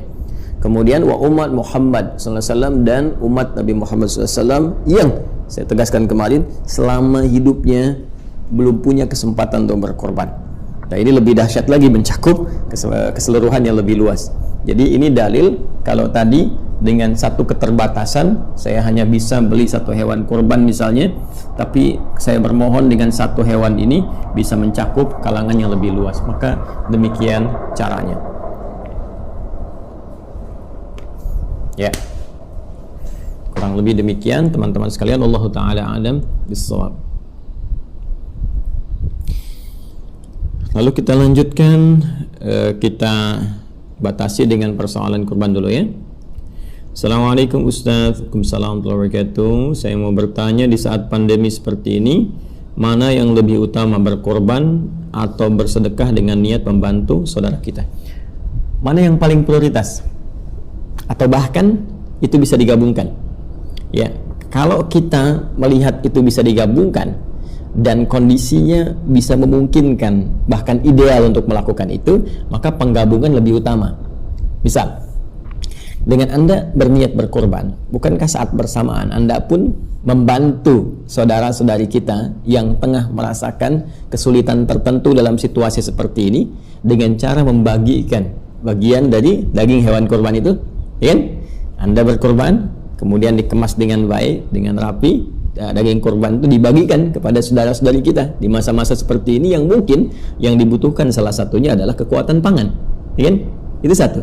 Bahkan di beberapa tempat pembagiannya itu dikemas dengan kemasan yang lebih rapi ya, seperti ada yang dikalengkan ya, kemudian diberikan kepada tempat di pelosok-pelosok tertentu ya, dan seterusnya. Dan ini jika dimungkinkan, ini akan lebih bagus penggabungan dua hal ini. Hanya biasanya begini, ada kejadian-kejadian spesifik yang mengikat satu keadaan tertentu yang tidak sama dengan yang lain. Misal ya, dalam kondisi kita akan berkorban kepada Allah, misalnya tetangga kita punya kesulitan tertentu, apakah akan mengalami satu tindakan ya, operasi misalnya karena penyakit tertentu, atau karena kondisi keuangan yang sulit ya, ada hal yang memang dibutuhkannya bukan bagian dari daging kurban misalnya, maka mana yang kemudian didahulukan dalam hal ini? Tentunya kita kembali kepada fikih prioritas ya. Fikih prioritas menunjukkan bahwa membantu dalam hal yang konteksnya sangat darurat lebih dibutuhkan, apalagi termasuk kepada kebutuhan 5 hal pokok ya yang masuk dalam maqasid syariah ya. Ada hifdzun nafsi, ada menjaga jiwa, hifdzun nasali, menjaga keturunan, kan, hifdzul mali, menjaga harta dan yang lain sebagainya. Jadi jika ini kemudian terjadi, menjaga jiwa misalnya, kalau ini ada orang sakit mesti operasi, dan kalau tidak ada support ini secara ikhtiar bisa bermasalah serius ya, dibandingkan korban misalnya yang ini bisa ditunaikan di waktu-waktu yang lainnya. Bahkan hukumnya bisa berbeda. Menolong orang dengan kesulitan kadar tadi itu bisa menjadi wajib jika kita mampu ya, dan korban itu sunnah muakkadah. Maka dalam kondisi ini kita bisa mendahulukan untuk membantu kawan yang kesulitan ini. Maka dengan izin Allah Subhanahu wa taala kita akan bisa mendapatkan 2 pahala di situ. Satu, pahala membantu saudara kita ini, dengan membantu dia, maka satu masa Allah akan memberikan kadar kemudahan saat kita mendapatkan kesulitan. Ini sudah rumus ya. Jadi kalau kita sering berusaha membantu dengan niat ibadah, maka kehidupan kita pun akan diringankan oleh Allah Subhanahu wa taala. Allah akan datangkan bantuan-bantuan tertentu bahkan dari sisi-sisi yang tidak kita duga. Ya. Kemudian yang kedua, tadi pahala dari niat kurbannya. Ya, jadi dengan berniat itu, karena sudah ada wujudnya, dia sudah berniat, dan satu ibadah dihukumi dengan niatnya. Dengan hadis Nabi SAW, innamal a'malu binniyat. Ya, sungguh semua amalan itu dihitung berdasarkan niatnya. Ini yang pernah terjadi dalam satu riwayat bahwa seseorang ini lebih luar biasa lagi, sudah siap untuk mengumpulkan bekal hajinya, akan berangkat menunaikan haji, tiba kemudian ada satu tetangganya kemudian menghubungi, menyampaikan, datang dan menginformasikan bahwa keluarganya sangat membutuhkan bantuan persis nilai bekal haji yang telah dia siapkan.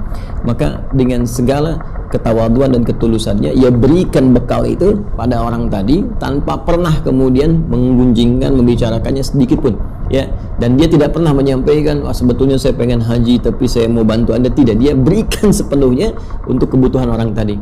Maka apa yang terjadi ketika diterima oleh orang tadi, kemudian Allah memberikan penerimaan terbaik. Bahkan ada satu berita menyampaikan bahwa orang ini telah mendapatkan dari pahala hajinya, bukan sekedar memberikan dari bagian pinjaman terbaiknya. Di sini ada yang mengaitkan dengan Quran surah ke-3 ayat 92, lan tanalul birra hatta tunfiqu mimma tuhibbun. Ya, tidak mudah mendapatkan sifat birrun. Birrun itu yang diburu oleh para jemaah haji untuk bisa mendapatkannya. Birrun itu kebaikan yang muncul setelah mengalami perjuangan untuk menyingkirkan sifat buruknya. Jadi kalau misalnya, mohon maaf sekali, sifat marah-marah yang tidak bertempatnya hilang, muncul sabar, dikoreksi kan, dilontar, dihilangkan. Sifat misalnya, mohon maaf sekali, ada kata-kata kotornya hilang, muncul yang baik-baiknya setelah saat haji, dilontar, dihilangkan. Hilang buruknya, muncul baiknya. Kebaikan yang muncul setelah mengevaluasi kebaikan dan mengevaluasi keburukan dan meninggalkannya disebut birrun namanya. Ya, birrun kalau melekat pada pemiliknya disebut mabrur namanya. Dari sini ada istilah haji mabrur, haji yang bisa menanggalkan sifat buruk sehingga ketika selesai haji menjadi lebih baik. Ya, nah itu asalnya birrun. Dalam Al-Quran ini dikaitkan dengan infak, satu pemberian. Lan tanalul birra, ya, tidak mudah mendapatkan birrun, kamu tidak mudah mencapainya, ya, hatta tunfiqu mimma tuhibbun, sampai kamu bisa berbagi dari apa yang kamu sangat inginkan. Pengen kurban tapi ada orang yang sangat membutuhkan, dan itu melebihi kadar dari korban yang akan kita keluarkan dari sudut pandang hukum.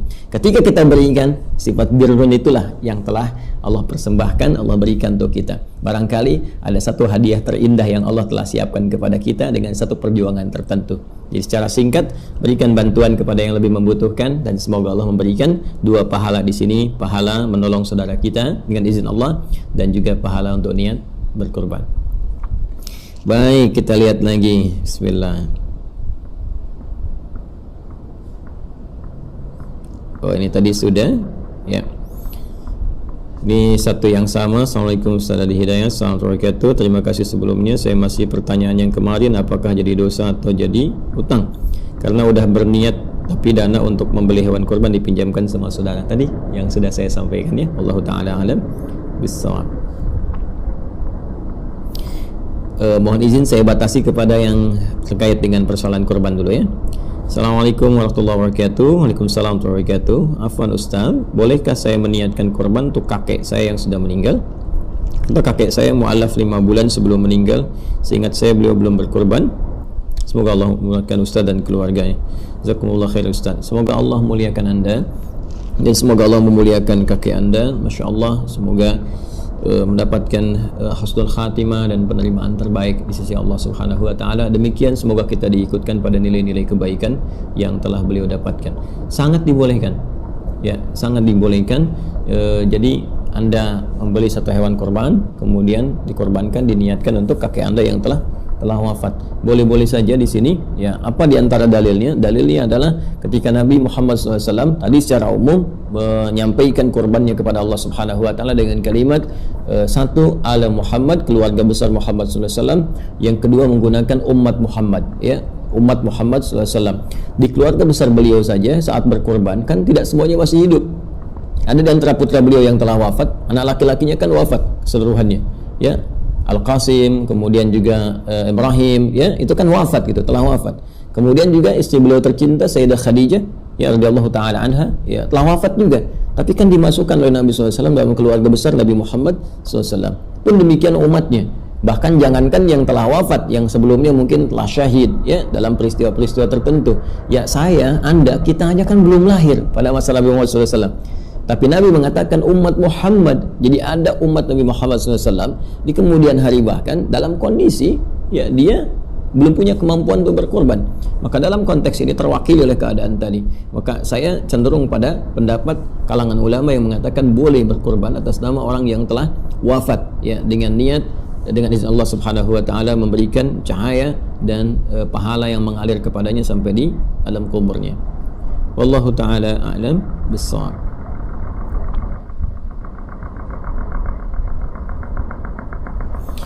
Assalamualaikum Ustaz, Assalamualaikum warahmatullahi wabarakatuh. Apakah boleh berkorban tapi uangnya menghutang dari orang? Dua kondisi. Ya, dua kondisi. Kondisi pertama, jika utang itu utang terbatas yang sekiranya ya ada tempo untuk bisa membayarnya dan itu telah diprediksi sebelumnya, dihitung. Ya, dengan contoh begini misal. Biasanya gajian itu tanggal 25, ya kan? Nah, kemarin tanggal 23 ya itu sudah mulai ya siap-siap misalnya untuk bisa kurban. Sementara gajian tanggal 25, Anda prediksi nih dengan hitungan yang biasa rutinitasnya tanggal 25 gajian, tapi penyediaannya dari mulai tanggal 23 misal ya. Nah, karena Anda melihat bahwa ada potensi bayar ya, dan ini rutin biasa terjadi, anggaran sudah ada, itu sah-sah saja Anda kalau mau minjam. Ya, dengan cara juga memberitahu kepada keluarga bahwa ini saya minjam, ya, kemudian nanti insya Allah kita bayarkan dari sini, dari hasil yang biasa bulanan kita dapatkan. Penting untuk menyampaikan kepada keluarga, karena kan kita tidak tahu kapan kita wafat. Boleh jadi tanggal 24 wafat, kan? Atau 23-nya bahkan wafat. Jadi keluarga tahu ketika uang itu datang, nah ada hak kemudian utang yang bisa dibayarkan. Itu tidak ada masalah jika memang dengan izin Allah diketahui bahwa hari tertentu uang akan diterima untuk dibayarkan. Tapi kalau kondisinya menyulitkan, maka tidak ada paksaan dalam menunaikan ketentuan syariat dalam agama dan tidak boleh memberikan beban. Ya, awas hati-hati, agama datang memberikan kemudahan bukan beban. Ya, banyak dalilnya. La yukallifullahu nafsan illa wus'aha. Tidak bisa seorang diuji oleh Allah Subhanahu wa taala di luar kadar kemampuannya. Inna ma'al usri yusra. Di balik segala kesulitan selalu ada kemudahan. Yuridullahu bikumul yusra wa la yuridu bikumul usra. Allah Subhanahu wa taala menginginkan kemudahan bagi kalian dan tidak menghendaki kesulitan. Artinya kalau ada orang memaksakan diri mencari yang sulit di sini, maka dia telah menyalahi kehendak Allah Subhanahu wa taala, dan itu maksiat.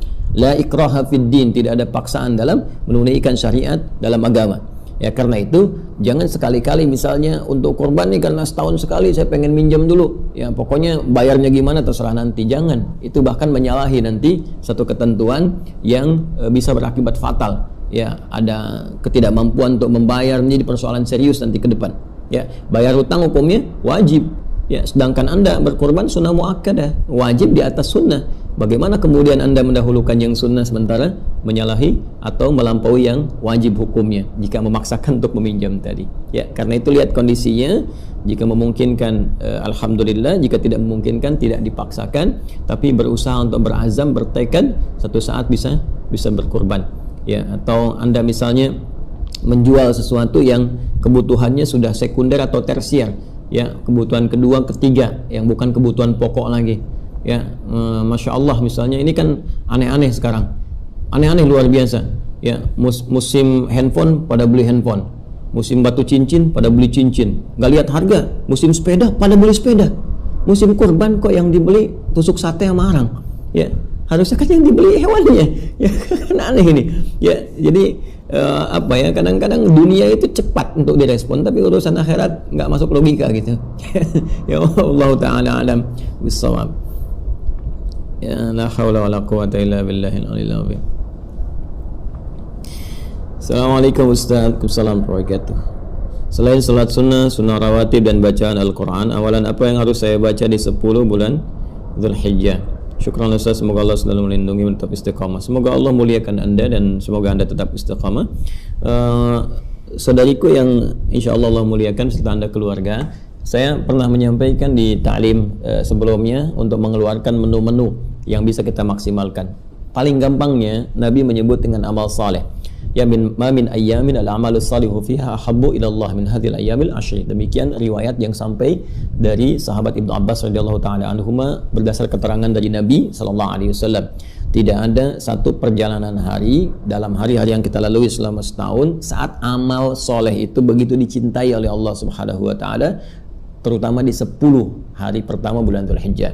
Nah, ini poinnya amal soleh. Jadi semua amal yang berpeluang jadi soleh, ya, ada amalan fisik seperti sholat, ya kan? Sholat apa saja jenis yang Anda keluarkan? Ya, bacaan Al-Quran, bisa baca, bisa mengkaji, bisa juga menghafal, silahkan. Ya, zikir itu amal saleh. Zikir itu bisa dengan doa, perbanyak doa, bisa, silakan banyak berdoa. Kemudian juga ada yang zikir dengan kalimat thayyibah, subhanallah, alhamdulillah, Allahu akbar, tahmid, tasbih, takbir dan sebagainya, ya kan? Boleh, itu amalan fisik. Ada amalan dengan harta, ya, seperti misalnya infak, ya kan, sedekah. Sekarang cari, keluarkan poin-poinnya. Anda ingin berinfak misalnya, ada anggaran berapa nih? Anggaran berapa untuk di 10 hari pertama ini? Bisa Anda bagi. Yang paling utama kan kurban. Ya, kurban, karena ini sunnahnya datang setahun sekali.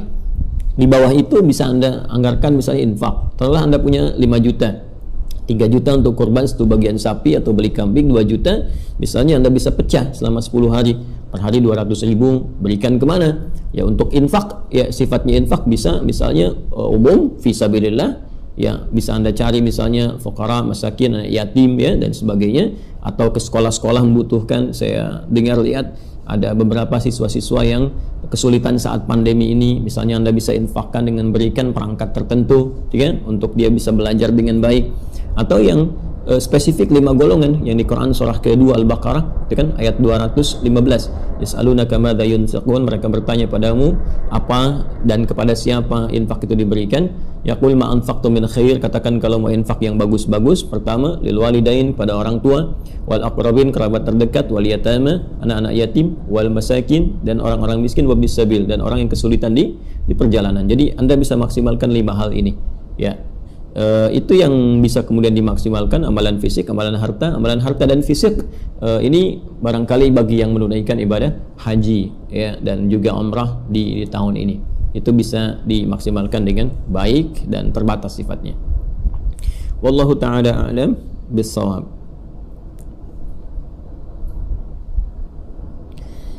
Jika saya berkorban sapi patungan dengan tetangga 7 orang, apakah bisa saya niatkan untuk keluarga? Bisa. Bagian Anda niatkan misalnya untuk keluarga, boleh. Ya, misalnya ini ada 1, 2, 3, 4, 5, 6, 7 untuk sapi dan unta 7, untuk kambing cuma 1 saja, ya. Jadi kalau Anda berniat misalnya dengan tetangga 7 orang, siapa saja, Pak Ahmad, Pak Asep, Pak Hasan, Pak Husain, misalnya kan, Pak Khudori dan sebagainya, 7 orang, Anda masuk di situ. Ya, Anda boleh misalnya niatkan bukan untuk Anda, misalnya untuk keluarga besar atau keluarga Anda. Ya, keluarga Adi Hidayat masuk di situ, maka 1 bagian itu mencakup keluarga saya di situ. Ya, Allahu ta'ala a'lam bis-shawab.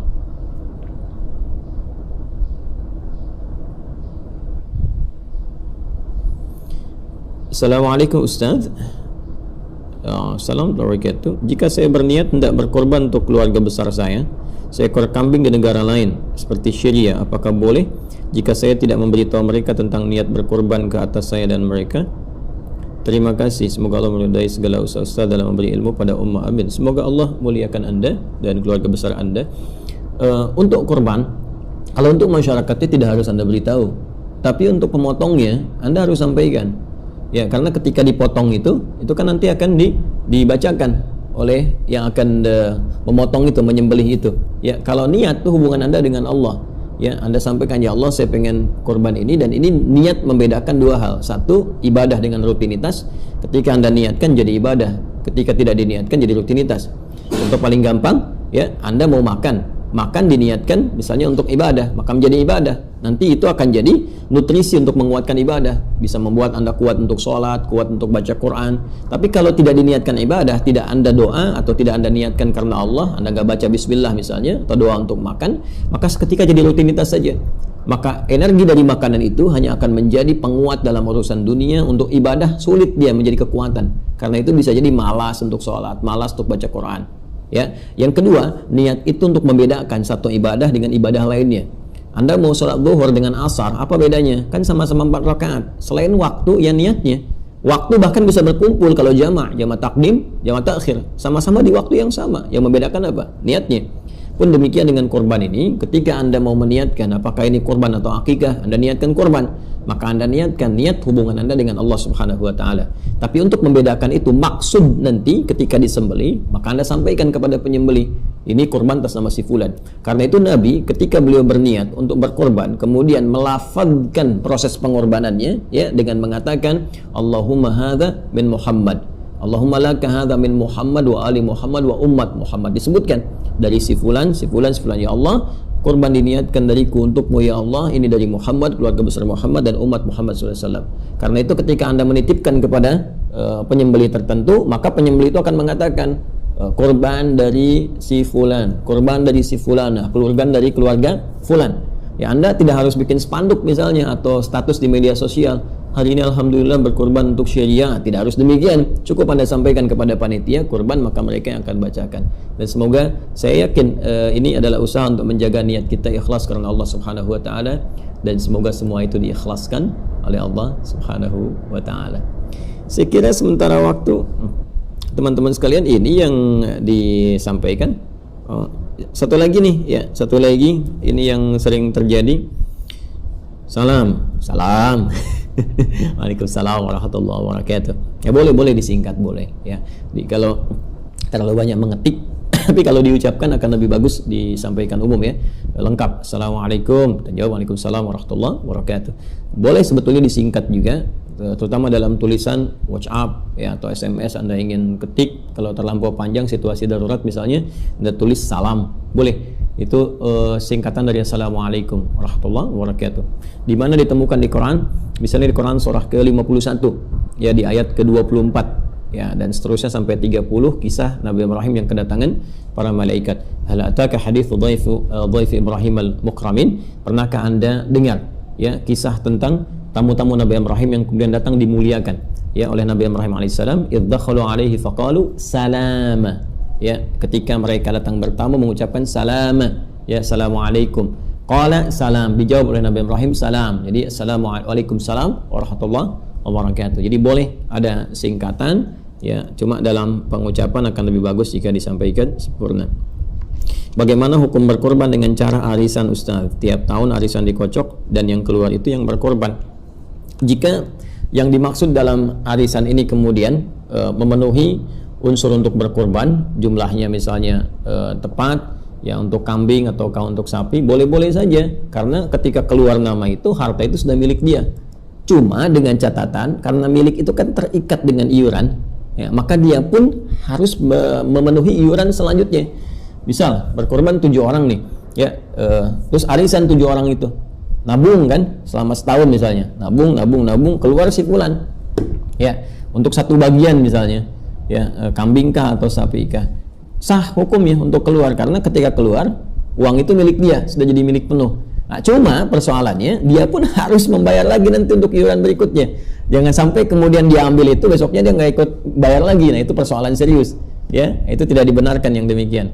Baik, tapi kalau Anda misalnya mau lebih bagus begini, kenapa tidak korban 7 orang ya dengan cara iuran tadi, itulah namanya arisan misalnya kan, 7 orang iuran atau Anda sebut dengan arisan, nanti dikeluarkan dulu harganya.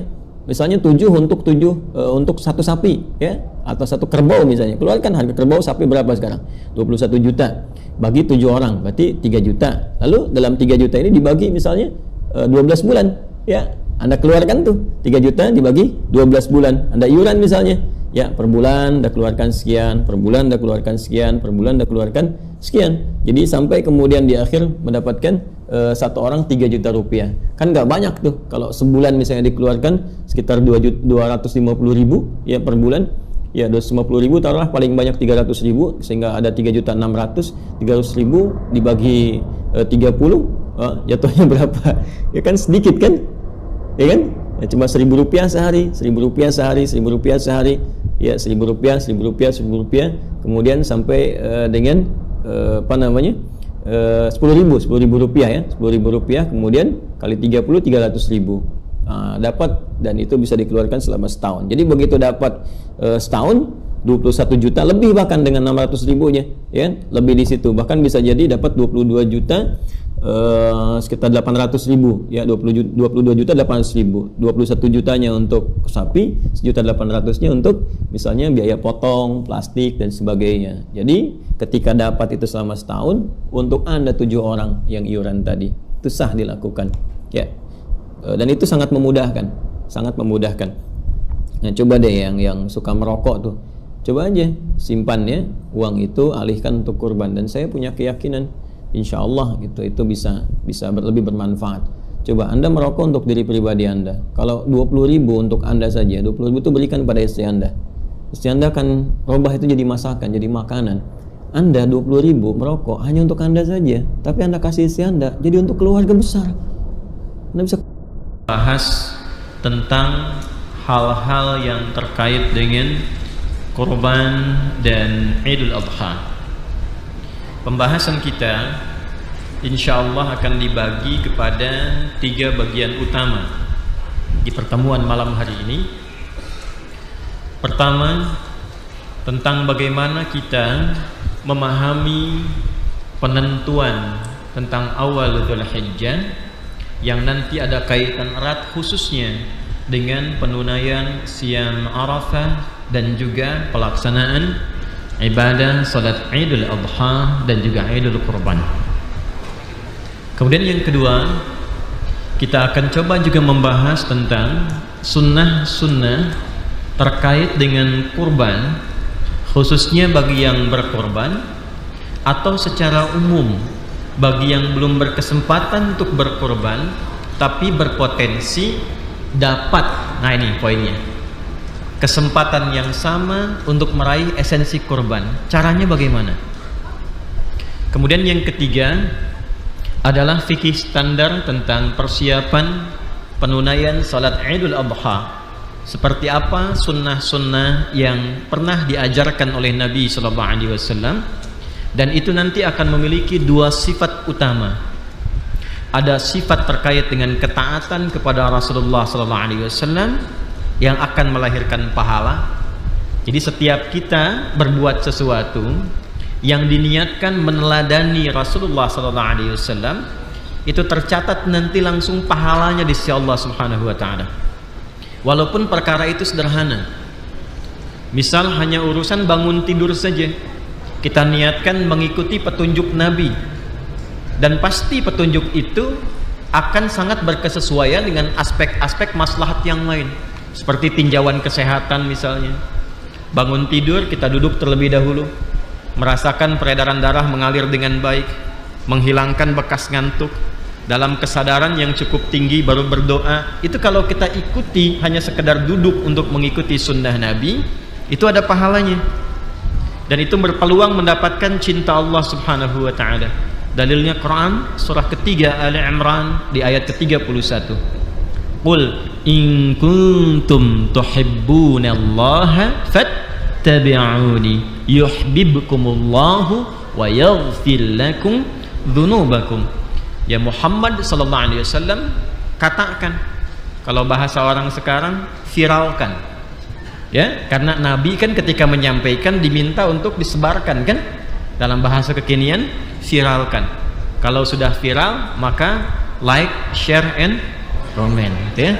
Jadi langsung kita like, kita share ya, kemudian kita implementasikan dalam kehidupan. In kuntum tuhibbunallaha, jika umatmu itu kalian serius mencintai Allah.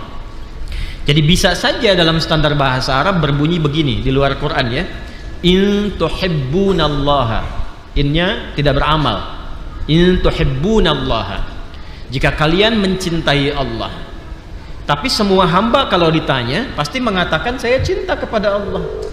Karena itu di situ diberikan penguat ya, dalam bentuk kata kuntum, fi'il madhi naqis. In kuntum tuhibbunallaha, kuntum ketemu fi'il mudhari, itu maknanya bisa berubah taukid, menunjukkan kesungguhan dan kekuatan. Jadi tidak semua orang yang mengatakan cinta Allah memang serius mencintai Allah, tidak semua begitu ya. Katanya cinta sama Allah, tapi maghribnya masih mendekati ke isya ya. Katanya cinta kepada Allah, tapi salatnya tunggu batas akhir, batas waktu salat. Karena itu kata Allah, kalau kalian serius mencintai Allah, fattabi'uni, maka cara mengekspresikan cinta itu dengan mengikuti pedoman kehidupan yang pernah diajarkan dan dituntunkan oleh Rasulullah SAW. Berbahagianya kita, semua tuntunan itu sifatnya komprehensif. Jadi di Islam itu alhamdulillah kita temukan semua dari mulai tuntunan, ajarannya sampai contohnya, dari bangun tidur sampai tidur lagi.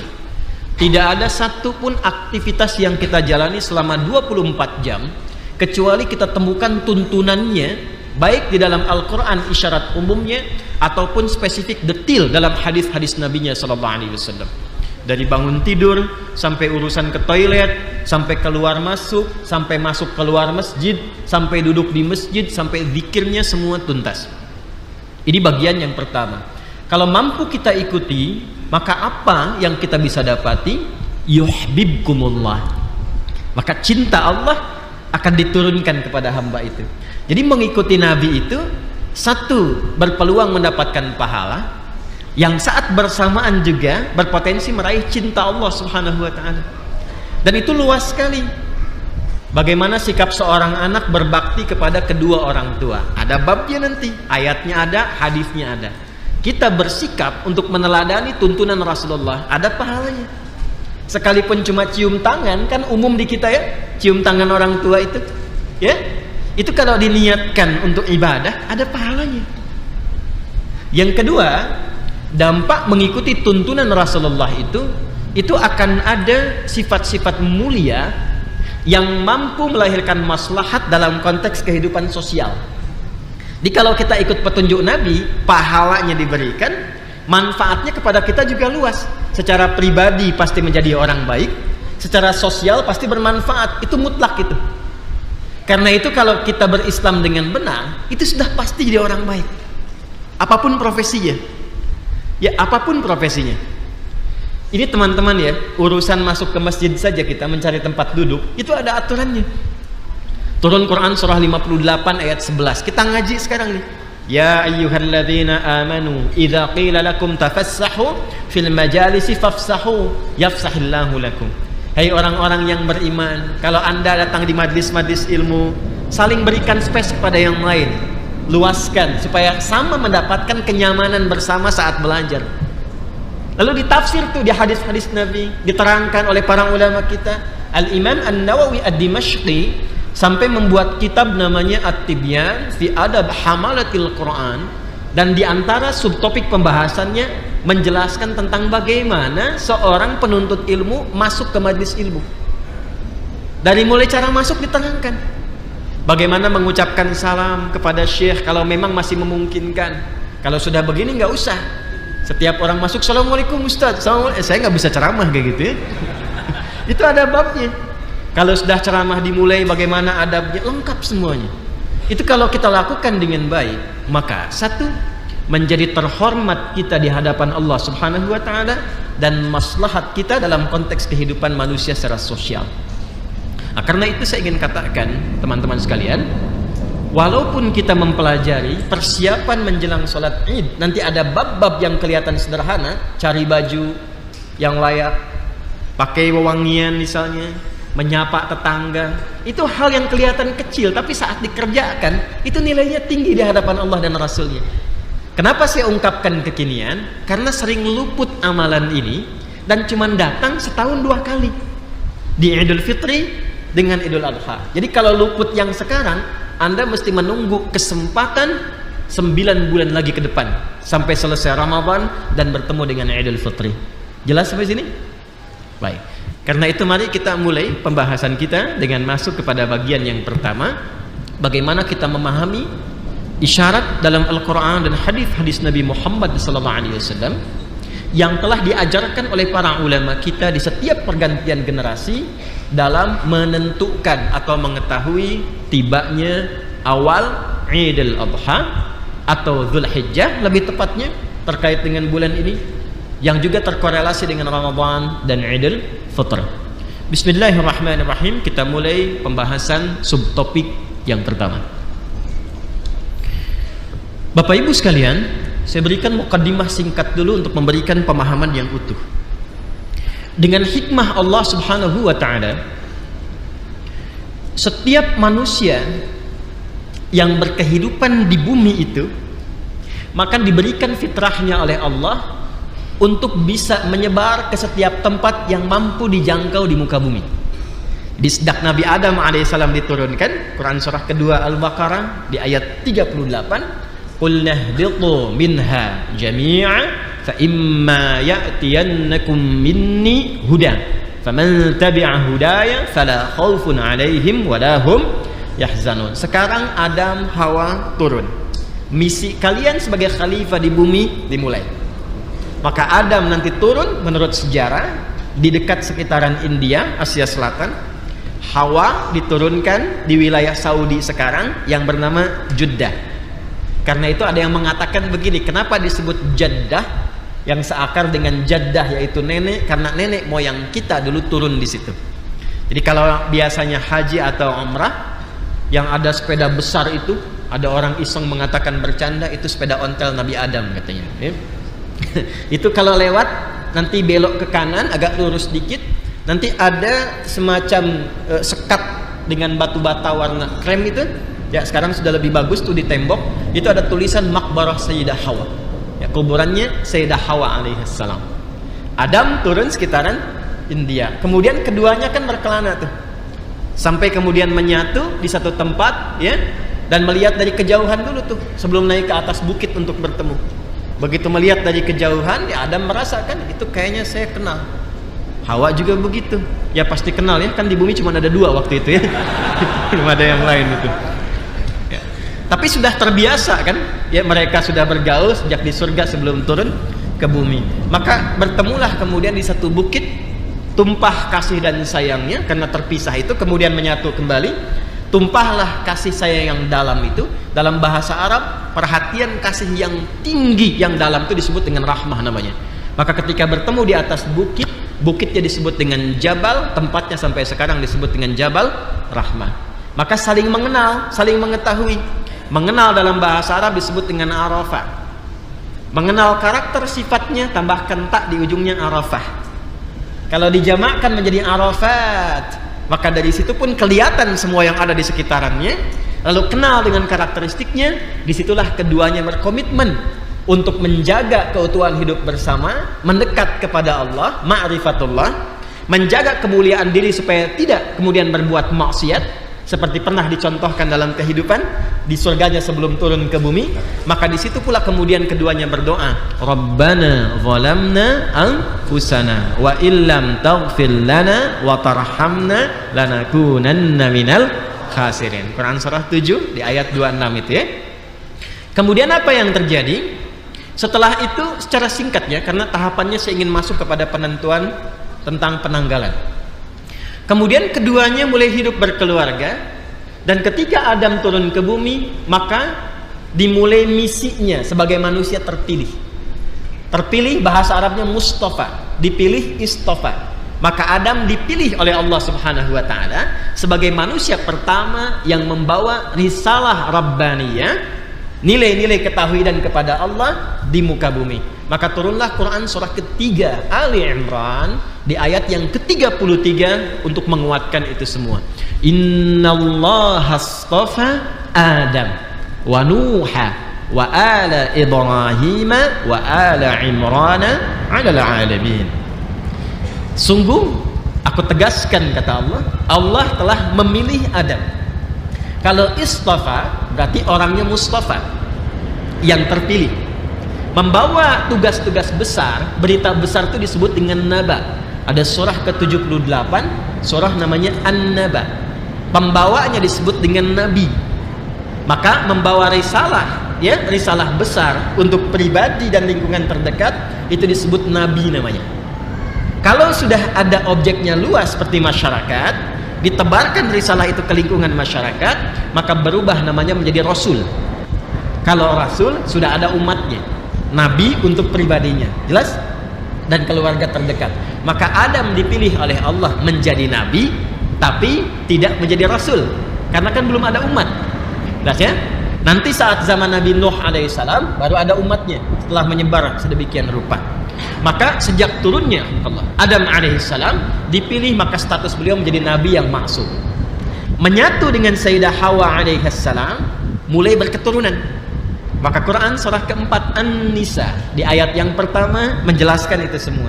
Ya ayyuhan nasuttaqu rabbakumul ladzi khalaqakum min nafsin wahidah. Adam alaihissalam.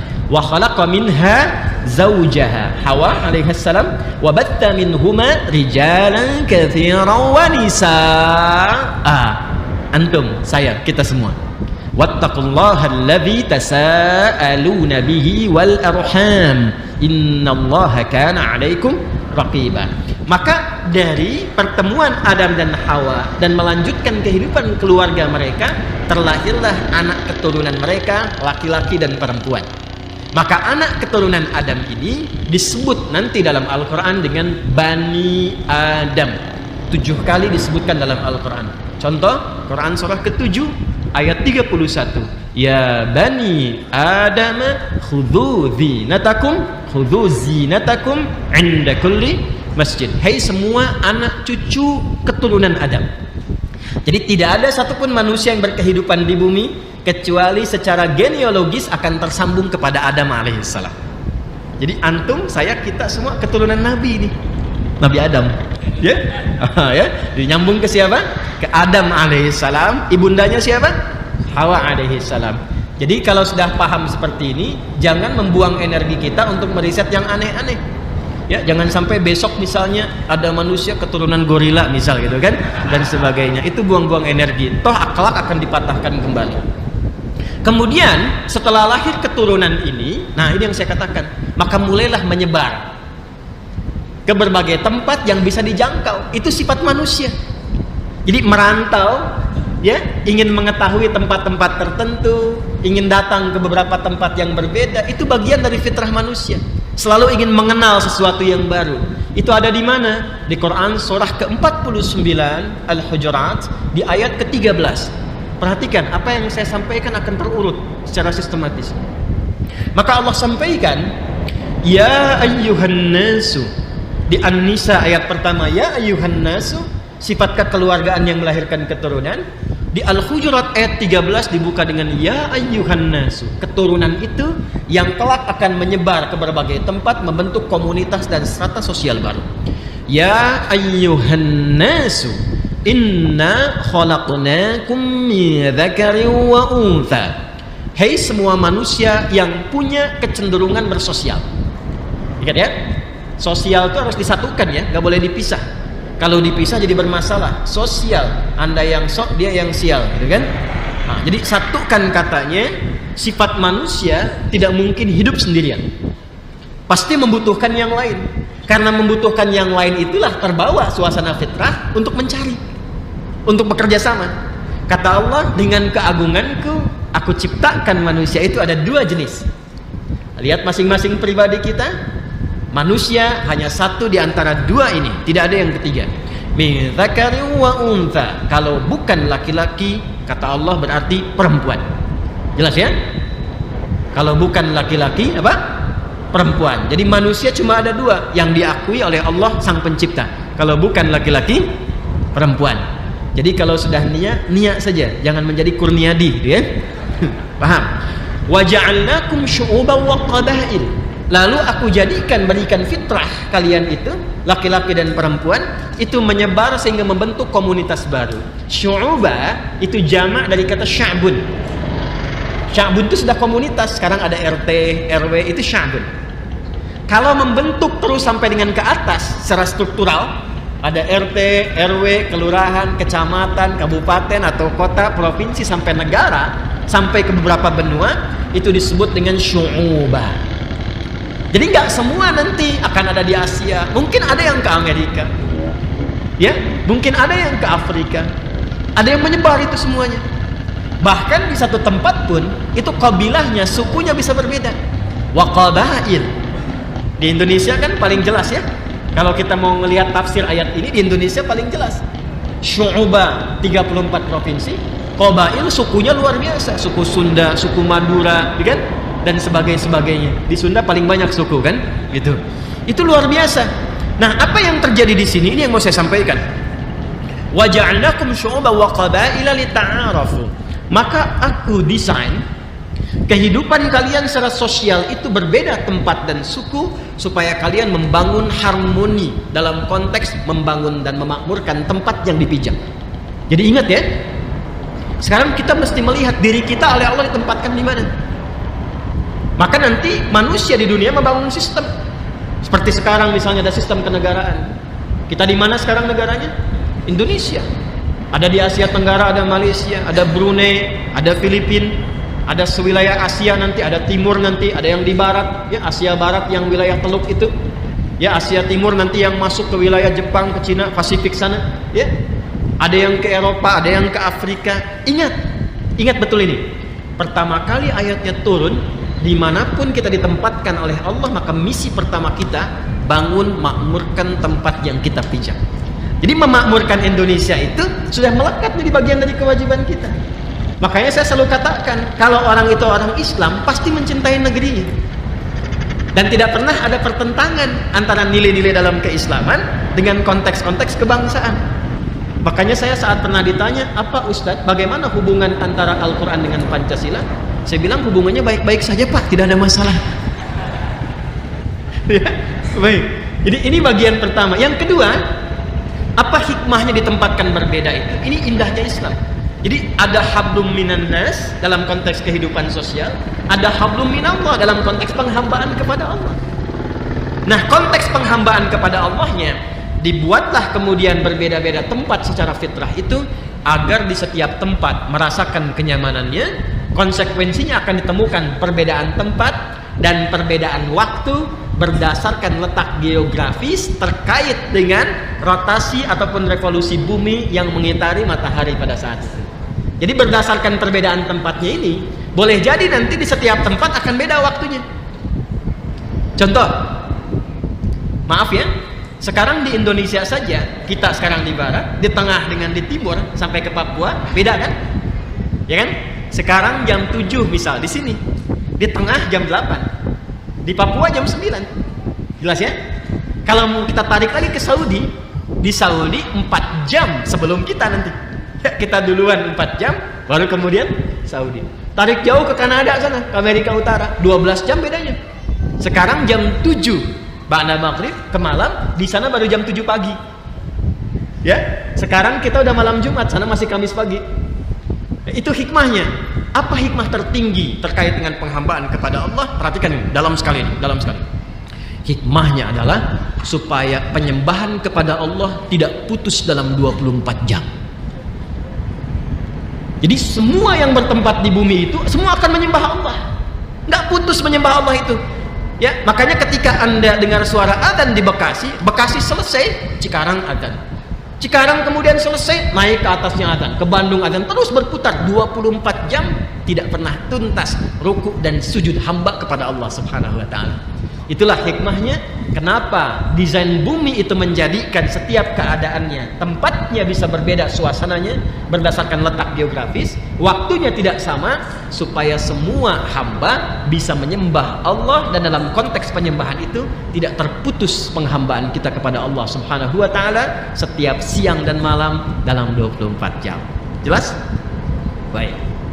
Maka dari itu, Bapak Ibu sekalian, sekarang kita akan turunkan perbedaan letak geografis ini. Awas, yang secara geografis tempatnya bisa berbeda sekalipun sama-sama tinggal di bumi, dan letak geografis ini akan berkonsekuensi pada lahirnya perbedaan waktu berdasarkan posisi perputaran bumi dalam mengelilingi matahari. Kan setiap berputar mataharinya kan dikelilingi ya. Jadi ada yang bagian kena matahari pasti siang kan, belakangnya gelap ya, malam. Demikian berputar seterusnya. Maka posisi geografis ini yang terkait dengan letak bumi yang berputar pada porosnya plus mengelilingi matahari, itu dalam bahasa Arab dan bahasa fikih disebut dengan matla' namanya. Apa namanya? Matla'.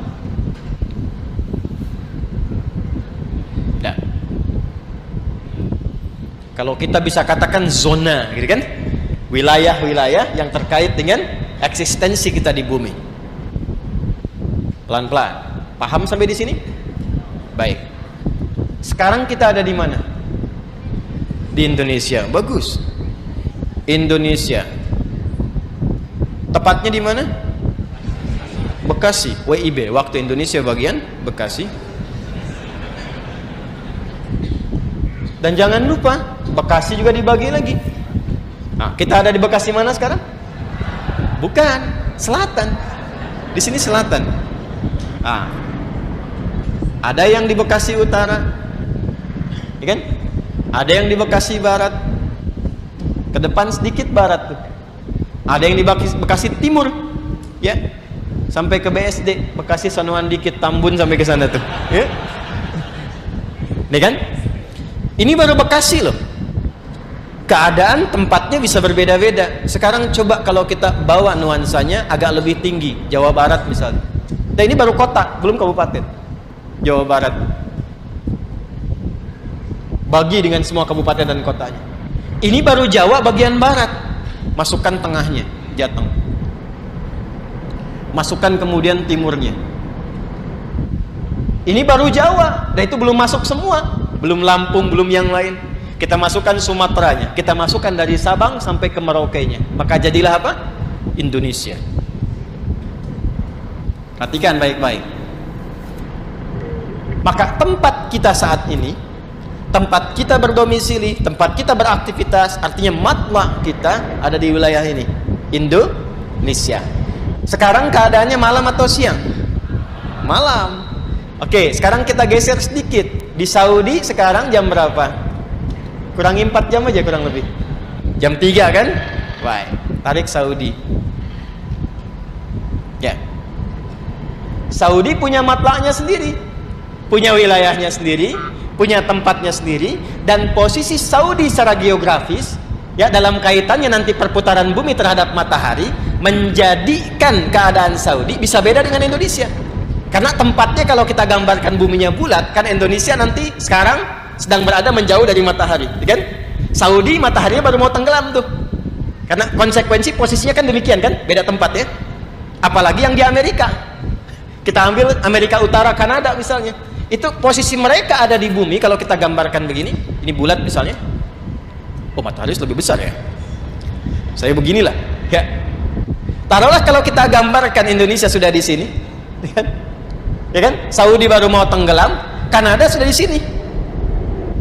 Jadi karena posisinya kalau bumi itu bulat kita gambarkan begini, kalau Kanadanya di sini, Indonesianya di sini, kan beda 12 jam tuh ke sini. Posisi matlak terhadap matahari ini memengaruhi keadaan kita yang bertempat di tempat itu, sehingga merasakan keadaan atau suasana harian yang tidak sama. Boleh jadi di sini malam gelap, di sana sudah terang masuk ke siang. Jadi saya ingin katakan perbedaan matlak, domisili tempat wilayah, dan awas, korelasinya dengan posisi bumi ke matahari bisa menjadikan setiap tempat, setiap matlak bisa memiliki perbedaan waktu yang tidak serupa. Jelas sampai sini? Oke. Kalau sudah paham, kita checklist. Mukadimah kedua. Kita baru mukadimah, tenang. Ya, mukadimah kedua. Pelan-pelan, fokus dulu. Nanti setelah ini kita buka dalilnya. Bapak Ibu sekalian, dalam kaitannya dengan ibadah, nanti Allah memberikan secara umum 2 desain dalam praktek ibadah kita. Ada ibadah harian yang kita tunaikan sebagai implementasi iman kita dalam menyembah Allah Subhanahu wa ta'ala. Nanti ada ibadah yang sifatnya akumulasi bulan. Nah, jadi kalau akumulasi hari menjadi pekan, kemudian jadi sebulan, ada akumulasi bulanan.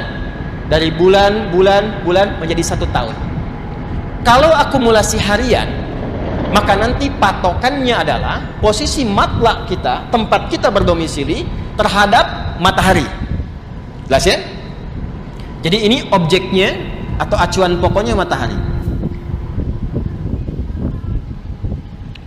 Contoh, kita mau sholat misalnya, ya. Maka bagaimana cara menentukan waktu sholatnya?